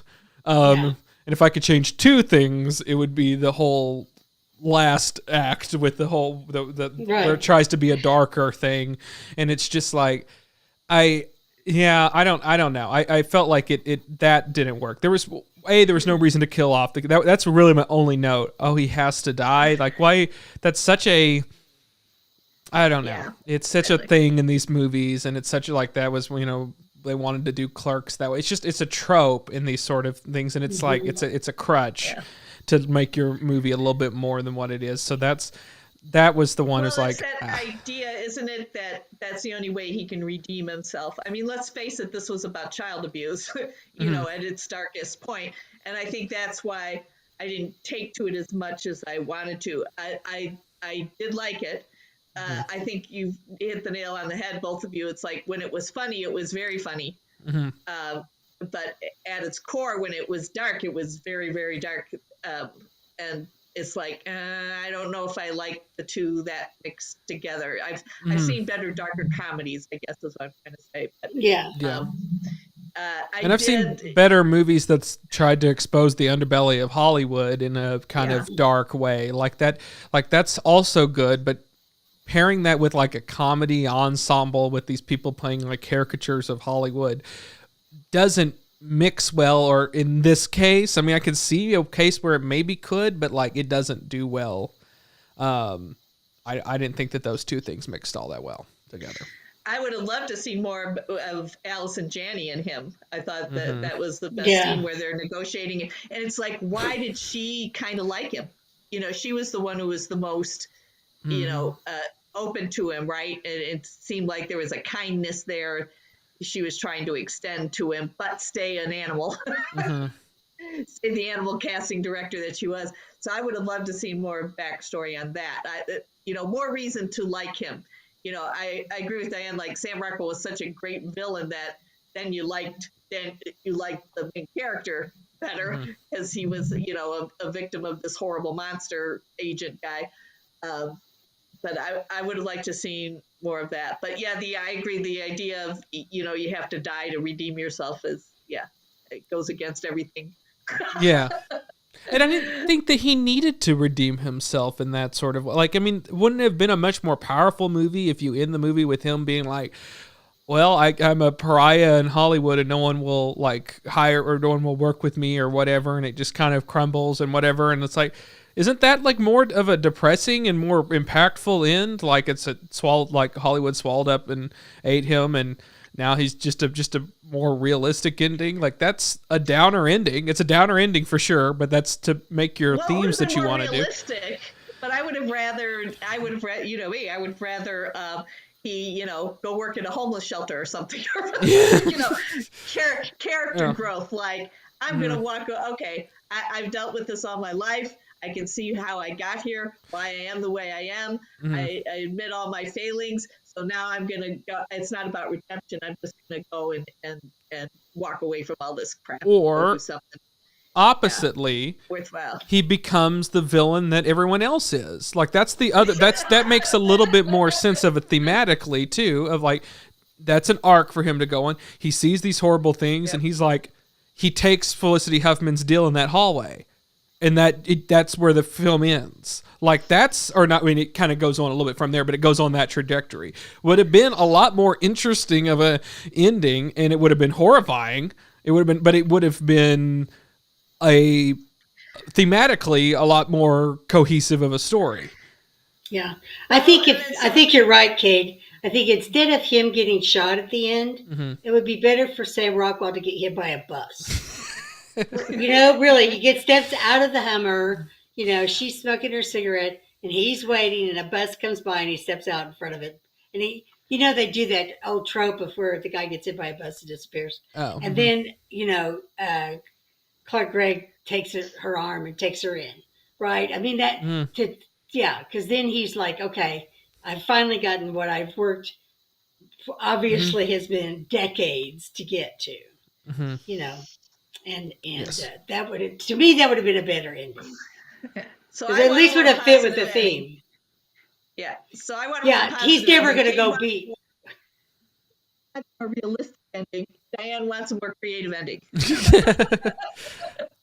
Yeah, I think there's a. I mean, there's a way to sort of make that interesting. I think like to make it if it's truly a dark thing, like you either completely destroy the character, and that's a very downer ending, and like but not like do this sort of he got shot, whatever, and do all that. Like there's that,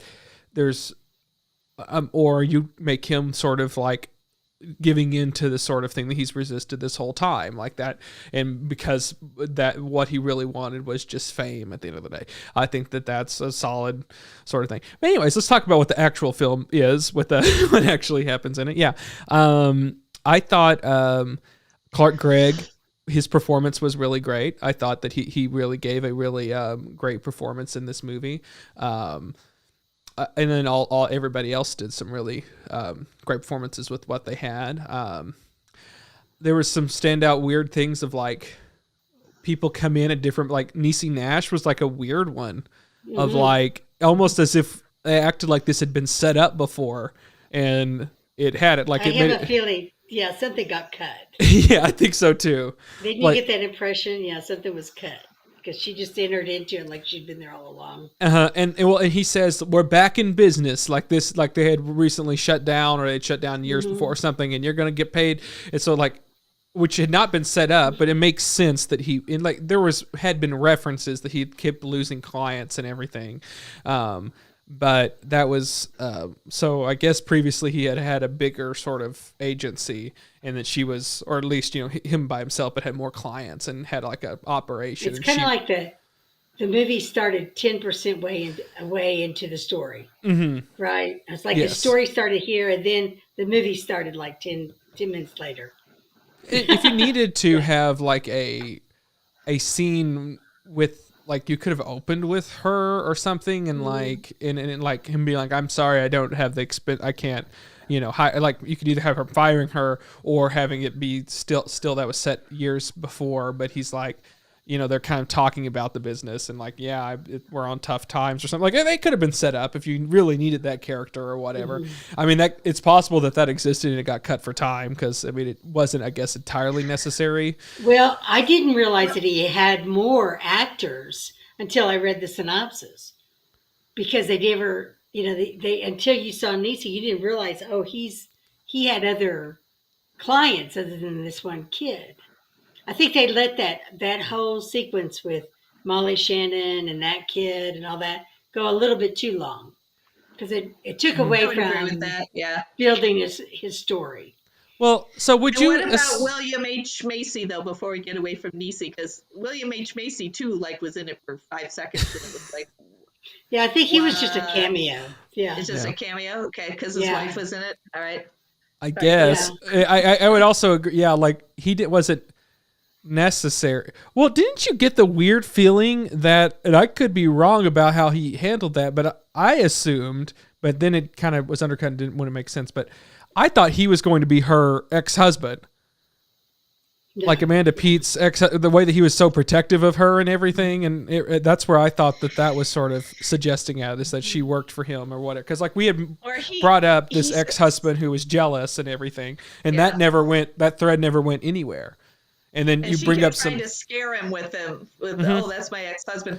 But maybe William H. Macy, because he said something about she likes mob guys or something like that. So maybe you were supposed to think that's how he got shot.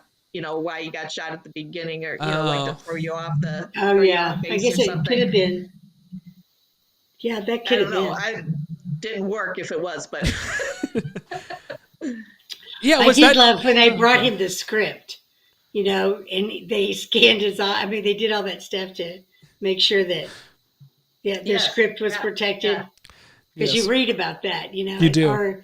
or you see in the interviews where the actors will talk about, I'm not supposed to say anything else, that kind of thing. Or the fact Yeah, that they're but when they- watermarked and everything, and that Oh, you can't yeah. you can't copy. There's a lot of them are like on copy proof now. They are on like these copy proof paper, like they're on some shade or something that if you make a copy, it doesn't show up or some weird thing. And then Well, it's money, yeah. Yeah. It's a big set. But would you, if you were that guy delivering a secure, would you do it in the courtyard of a building with all these people, including Amanda Peet, standing there watching it? I don't know. Maybe you do. It seems like if you wanted to keep it really secret, you would. You wouldn't like flag that. Oh, I'm giving it to this person. But anyway, yeah, minor. yeah, He obviously didn't have the budget to have a lot of extra locations. yeah. Yeah, it was made on a discount, but that didn't really bother me too much, and the fact that like it was kind of a cheaper production. I mean, I guess except for the wings part, but that everything else, the butterfly. Yeah, really. There was 2 scenes of the butterfly that was like, but There's this couple. That butterfly kind of came in and out of that movie. yeah, It was, so I wasn't didn't sure what notice it was that. supposed to be. Yeah, I was in there 4 or 5 locations. yeah. It wasn't always obvious. Well, what was the quote that they came up a couple of times about rebirth or something? That's. I was going to say, Cade, when you're talking about endings, some people believe you go on to more lives or you're reborn. So maybe it was about that. Not everybody obviously believes in that, but I don't know. I kind of got a kick out of it. It was odd, but I got a kick out of the CGI at the end. I did love some of the comedy though, like the nepotism joke they kept dropping. Everybody's a nephew or this or that. Yes. I don't know how many times they did that. But, and then also that he kept mentioning names to the actress and she didn't know who they were. Big Yeah. stars. Yeah. She didn't know who Ang Lee was. I don't know if that was an act or not, but and then they'd look at him like, who's that? And he'd be like, Yeah. So there was some good humor in it. Yes, and it was of its sort of time in the people that were kind of, I mean there still are. I mean it's not like we're just 8 years past it, but so there's still names that people know and everything. But yeah, it was very much of the franchises of the time, like it's going to be a Harry Potter sort of thing and all that, and yeah, I found that I think whenever it was a satire, a like comedic satire, it worked. But I've seen dark Hollywood looks at Hollywood a lot better of like, I think like Swimming with Sharks was like a really good 90s Hollywood sort of dark satirical take on Hollywood. And I think that there's other examples of these sort of where they do that a little bit better. And I think they could have pushed that edge a little bit more. I think if he'd have stuck with that as his theme rather than, it being a con at the end. That's where I think it went off the rails. It did. Where you're set up this whole time with him trying to redeem himself and get back on his feet, when in reality he's just a patsy. Yes. And that's where it lost itself. It made a right-hand turn. Well, then it's a hat on a hat. Like, I okay, agree. so you don't kill. So this brings up an excellent point. You don't kill somebody whenever they're at their lowest point in a scene. Like if he died whenever he was up on the top, that's all. That's a great scene. That's a great thing. Like he's achieved. If Sam Rockwell had gotten hit by a bus, Well, no, but your main character. That's not your main character shouldn't die. Well, no, your main character can die if they sit there and betrayed everything that they wanted to in order to achieve their fame, and then it ends up being undercut by fate in any ways, and that it was all for nothing, and that they end up being a bad person at the end of the day, and that they're being punished in that sort of way. That is a thing that's in cinema, and that works, and it's a good sort of evocative feeling of like if like he accepted Felicity Huffman's offer in the hallway of becoming EP and sweeping all that under the rug and pushing her through and everything, and then the guy the father still gets angry with him or whatever, or perhaps a mob boss sort of thing or whatever the case is. He still gets, and he's dragging her in there and he's like, we're going to make a lot of money. This is going to make me a big deal. He's calling people and signing people and doing different things and like spits on Sam Rockwell as he walks in. And then he still ends up getting shot at the end of the day. That's a good story. That's a plot that it makes sense. And you're like, oh, well, he flew too close to the sun. And that works. But what doesn't work is having the rug pulled underneath your main character, have him at his lowest point, and he still gets shot and dies at the end of the movie. Is like, why? He was already at his lowest point. I don't quite get the point of that. But oh well. There was a not to change the subject, still on the movie subject though. One of the good lines that I liked was Amanda Peet, where she said, "Funny goes a long way with me," and he says, "It's going to have to." Yeah. And I think that's about all he had to offer. Yeah. But I think that spoke to his self-awareness. I think that's what I wound up liking about his character. Like, he was very self-aware. He was just trapped, and he was just trying to make the best out of everything he'd been dealt and everything he'd done. And I don't know. You convinced me, Cade. I don't really like the ending. I'm not sure I ever liked it, but it does seem kind of weird. Well, yeah. and there was I didn't like the beginning or the end. Yeah. The middle beginning or the end. Prior to when he walks into the room, like prior when he walks in the room and sees what he sees, that to like I think. I don't know. I kind of like the Molly Shannon scene. Like that it was good. It was solid. It was fun and enjoyable. Like I think of different things. It didn't go on too long, though. I agree with that. It went on way too long. Yes, it's your first act. He didn't have to run over him. I mean, yes, come on. I think that they thought that was funnier than what it was. I think that was a case of that. And they were torturing the kid too. That's one of those. Yes. Where the dark part of it is not really being balanced out, in my opinion. That was kind of weird. And I was, I guess you're supposed to be off-put by that, but I don't know, of just the sort of nature of using child actors and all that, and how sort of grotesque that is. It was repeatedly off-putting to me, and I think that's intentional, but it still was a little off-putting, even though Clark Gregg's supposed to be the antithesis of that, being that he was a child actor and everything. It still was a little weird to me, their relationship, and that was, I guess, me, that I didn't. I don't know. I felt that it was a little odd, even though they went out of their way to make even Clark Gregg and her relationship. With Lydia. Yeah, with the girl. Yeah. Okay. Yeah. Right at the beginning, I thought it was going a really icky place. But they went out of their way of like, oh, here's Amanda. Like the whole reason Amanda Peet really exists in the movie is so that it makes it clear that he's not, whatever, Yeah. I think that was the intention. Really trying to be a father figure. Yes. Yeah.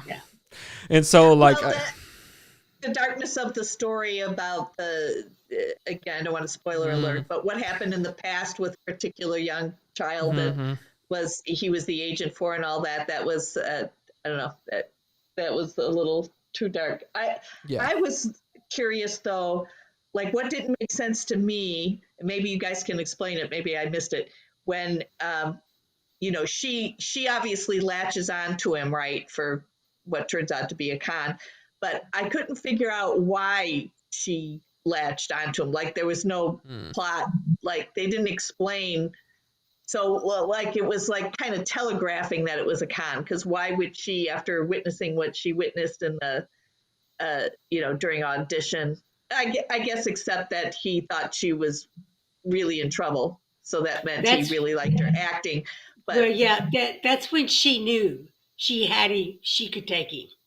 Yeah, true. He believed her, and that's when she knew she could pull this off. Yeah, because it needed someone that believed wholeheartedly, and that believed her.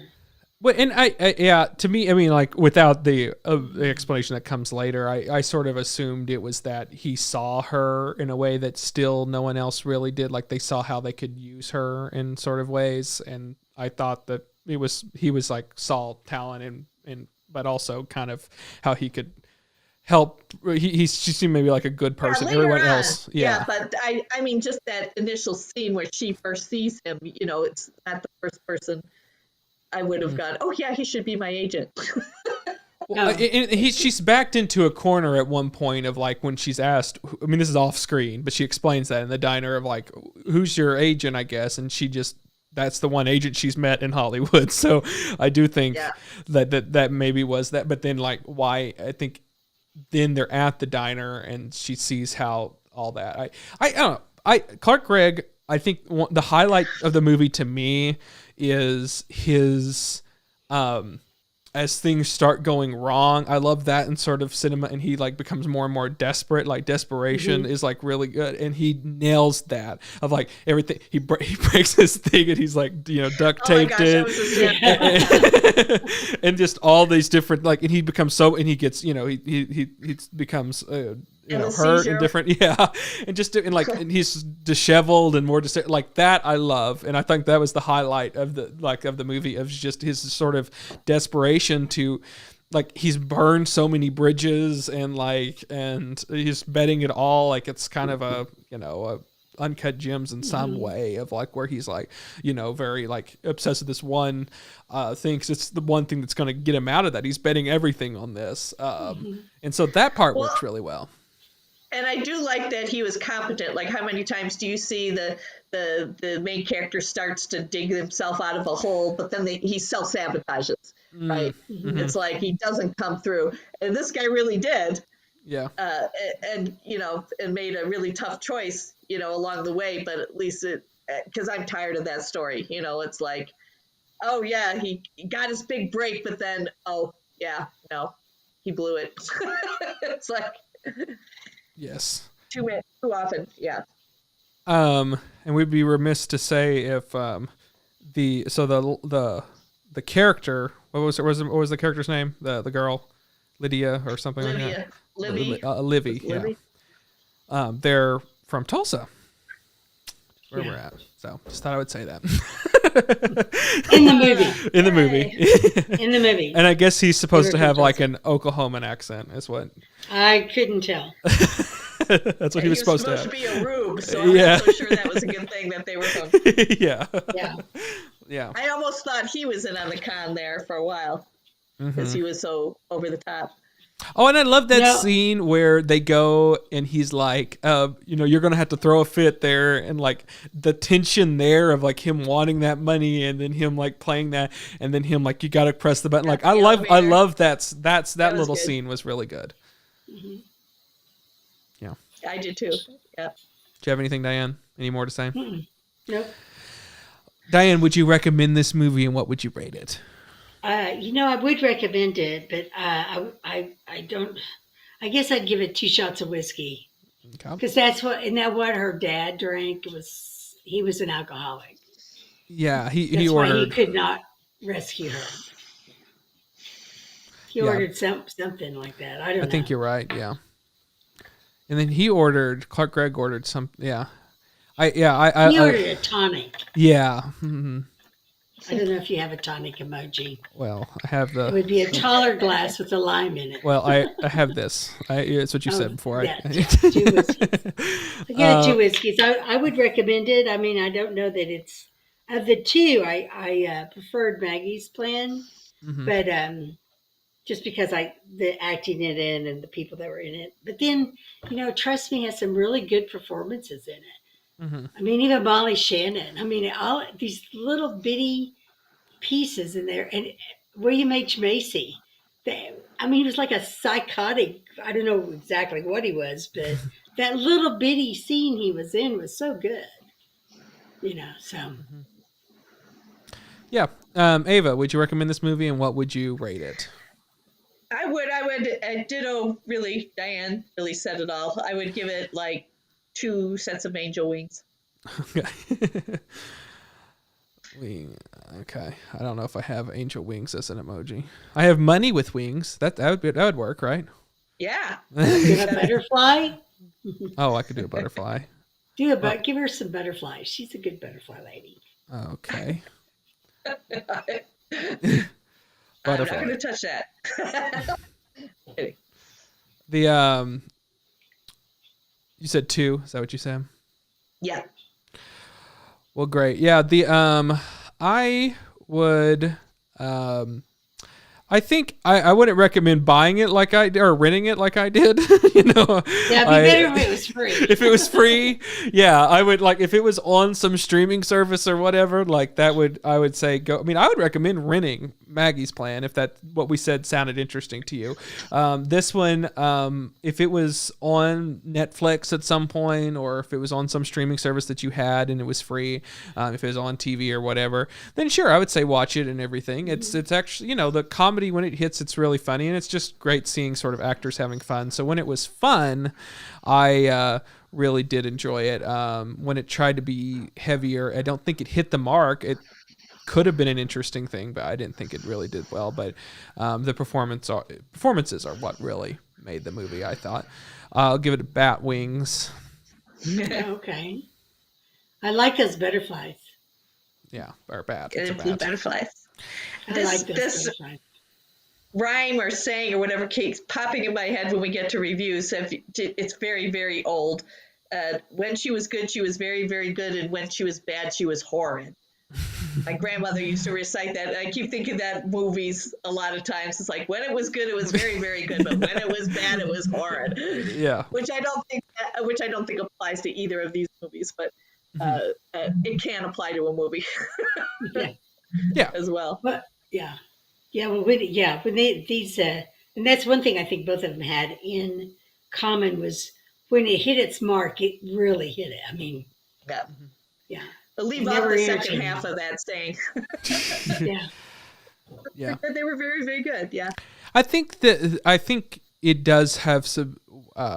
Trust me, has some things that actually does do detrimental work, like stuff to it. Like I think the ending does leave just like a bad taste in my mouth for the film. Yeah. Which is a shame because I do think the movie had some really good highlights and good points, and it didn't need that, or it could have just been tweaked here and there and could have made a lot more palatable or whatever, and it just wasn't that. Great. Anything else you guys have to say about that? Going back to Maggie, I want to ask Cade, going back to Maggie's Plan, since you liked it so much, did you like that ending? I know it was, again, trying to be very different than the normal rom-com, but did that work? Did that work for you? I think it worked from a standpoint that, like, she, that I don't know, it's sort of about, things sort of worked out the way that she wanted to when she just sort of let go of fate. Like it was going to work out the way it was. So like, I think it was sort of like, just sort of get out of the way of what's supposed to happen. And and it will work out. Like, I think that was a really good, uplifting sort of theme, but also like, she did waste a lot of time and energy just essentially doing what was going to end up, what she wanted anyways. But like, if she just would have just let what happened happen instead of trying to control that. She shouldn't have gone to the door and answered it. Yeah. All that would have been that whole thing. She would have saved herself a lot. No movie. Just a lot. No movie. Yeah, there'd be no movie, true. Mm-hmm. Or you'd have a different movie. Yeah. Because I will say when she told him, it didn't work, I was like, how does she know? Yeah. Yeah. That didn't make sense. That was in the first part of the. Yes, was I'd agree. Uneven to me. Yeah. I didn't even know you I could like the ending. Yeah, I didn't even know you could inseminate yourself like that. I didn't even think you could make that happen. It's been in a lot of movies and TV shows now. That's all I know.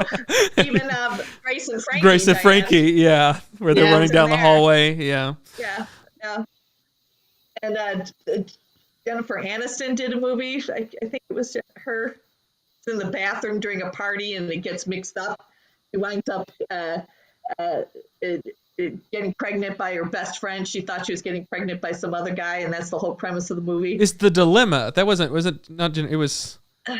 Wasn't I can't remember. Yeah. I don't know. Mm-hmm. But Justin Bateman is the male lead. He's the best friend. Oh, okay. Yeah, it's a different thing. There's The Dilemma is a different one, but okay. Similar situation. So I think we need to make sure that we have some Sam Rockwell movies in our next season. Okay. If possible, Cade. Okay. Have you seen The Way Back? No, but you had. Yes, I have. That's I okay. have to. It doesn't mean that I don't have to be here that week. You know what I mean? She just has your best movie watching interest in her, Cade. I can just watch that on my own, Diane, if that's easier. Well, I think it has Toni Collette in it. Mm-hmm. Oh, I love her. It was on our list, but yeah, I don't know. Yeah. Yeah, we can do that. Let's go to preview time, and then we can discuss the future of our podcast there. Sound good? Okay. Here's preview time, where we preview next week's coming attractions.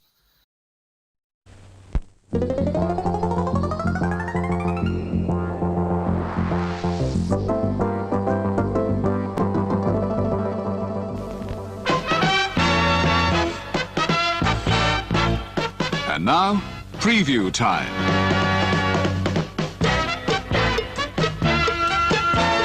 When it comes to entertainment, you can't beat a good film.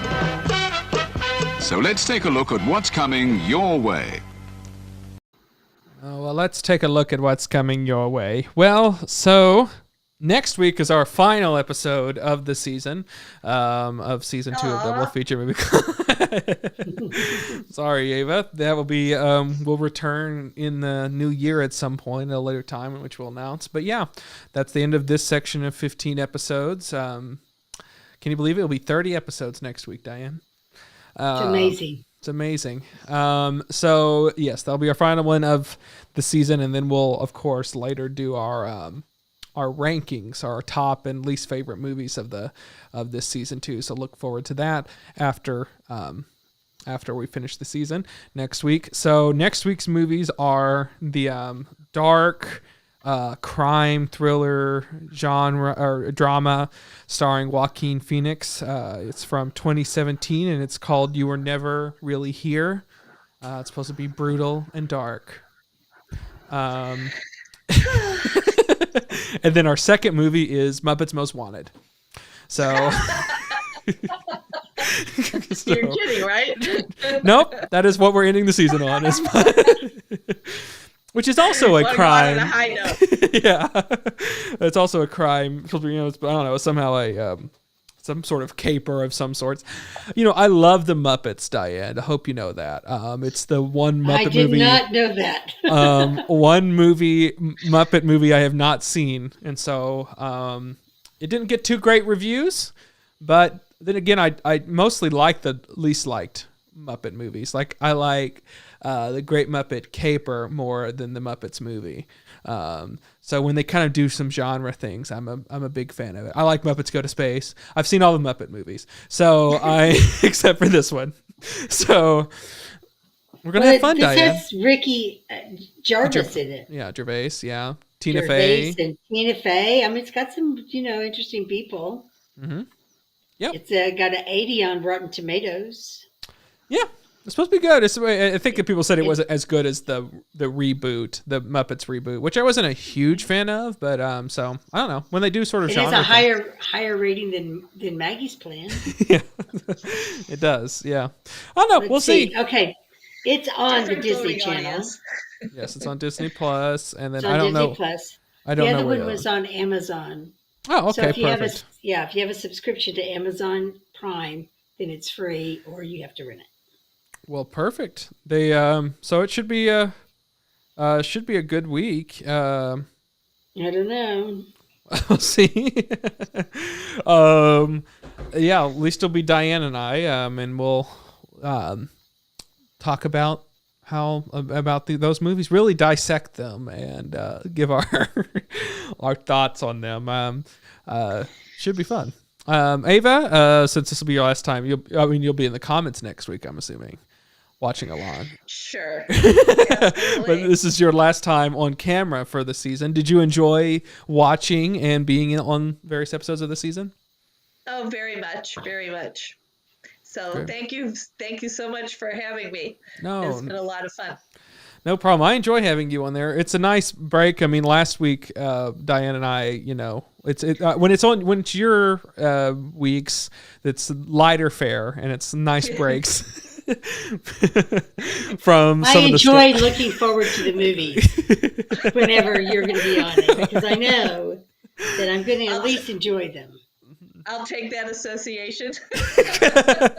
I won't want to turn them off at some point. Mm-hmm. Yeah. I'm sorry, Ava, you missed Neon Demon last week. I think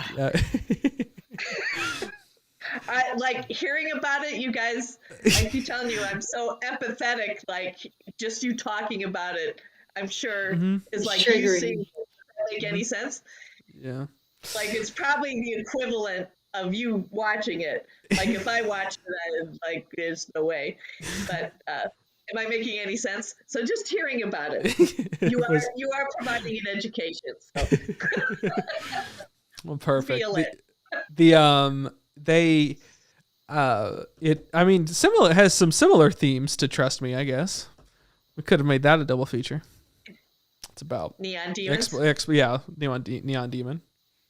Exploitation of young talent or whatever in the Hollywood system, yeah. Oh my God! But if you gotta go that far to make a point, but you have to eat an eyeball. Yeah, if you have to eat an eyeball to get an. They eat an eyeball twice, Diane. The same eyeball. Yeah. and it's gelatinous. It first off would not have held, but neither here nor there. It could have been stuck in her throat the whole time. No, it's jelly. If your eyeball comes out, it's like a flop of a jellyfish. I mean, come on, be realistic in your gore. Well, it wasn't so much that she ate. I mean, because we didn't see her eat the eyeball initially. We saw her throw up an eyeball, and for an extended period of time, you didn't know what was happening to her. She was gagging on something, and then she threw it up, and then the other girl ate the thrown up eyeball. So the first thing I thought was the girl. Oh my gosh, it was a glass eye. Oh, yeah. I guess it could be. Yeah. Probably not though. Yeah. Because the eyeball's like a jellyfish out of water. I mean, there's no substance to it. Anyway. It was visually powerful, Diane, is what it was. No, it wasn't. It was laughable. So now, Cade, did you have to bring it up again because you talked about the Muppets and you needed to balance it out? Yeah, we're trying to balance. What's going on now? Yeah. He's balancing out the Muppets. Yeah. Well, I'm expecting that sort of scene in the Muppets. Like in There's my Muppet. See? Mm-hmm. Hey, Ollie. Hi, Ollie. Are you cold? Yes, he's been cold all day. Is he? Oh, I can see his eyes now. He's got a sweater on. His eyes are glowing on our camera. Yeah, he's got a sweater on and tucked in with his blankie. You can't see my Santa, can you? I need to move this just a little bit. You see my Santa. Oh yeah. Yeah. The wall Santa. A wall Santa. Yeah, for people who's just listening to the audio, she has a wall Santa. I have a wall Santa. Just the Santa's head on the wall. Yeah. A very extreme beard. Yeah, extreme beard. I think that's accurate. Well, that goes on my mom's door. Well, cool. That's it for this episode, and we'll see you next week. For You Will Never Really Hear on Amazon Prime, and The Muppets Most Wanted on Disney Plus. Ava, it's great having you on. We will have you on again next season. Open invitation again. Thank you. Well, perfect. No, I appreciate it. I do really enjoy having you on here, so I'm looking forward to our next batch. I enjoy it because the movies are much better when you're on.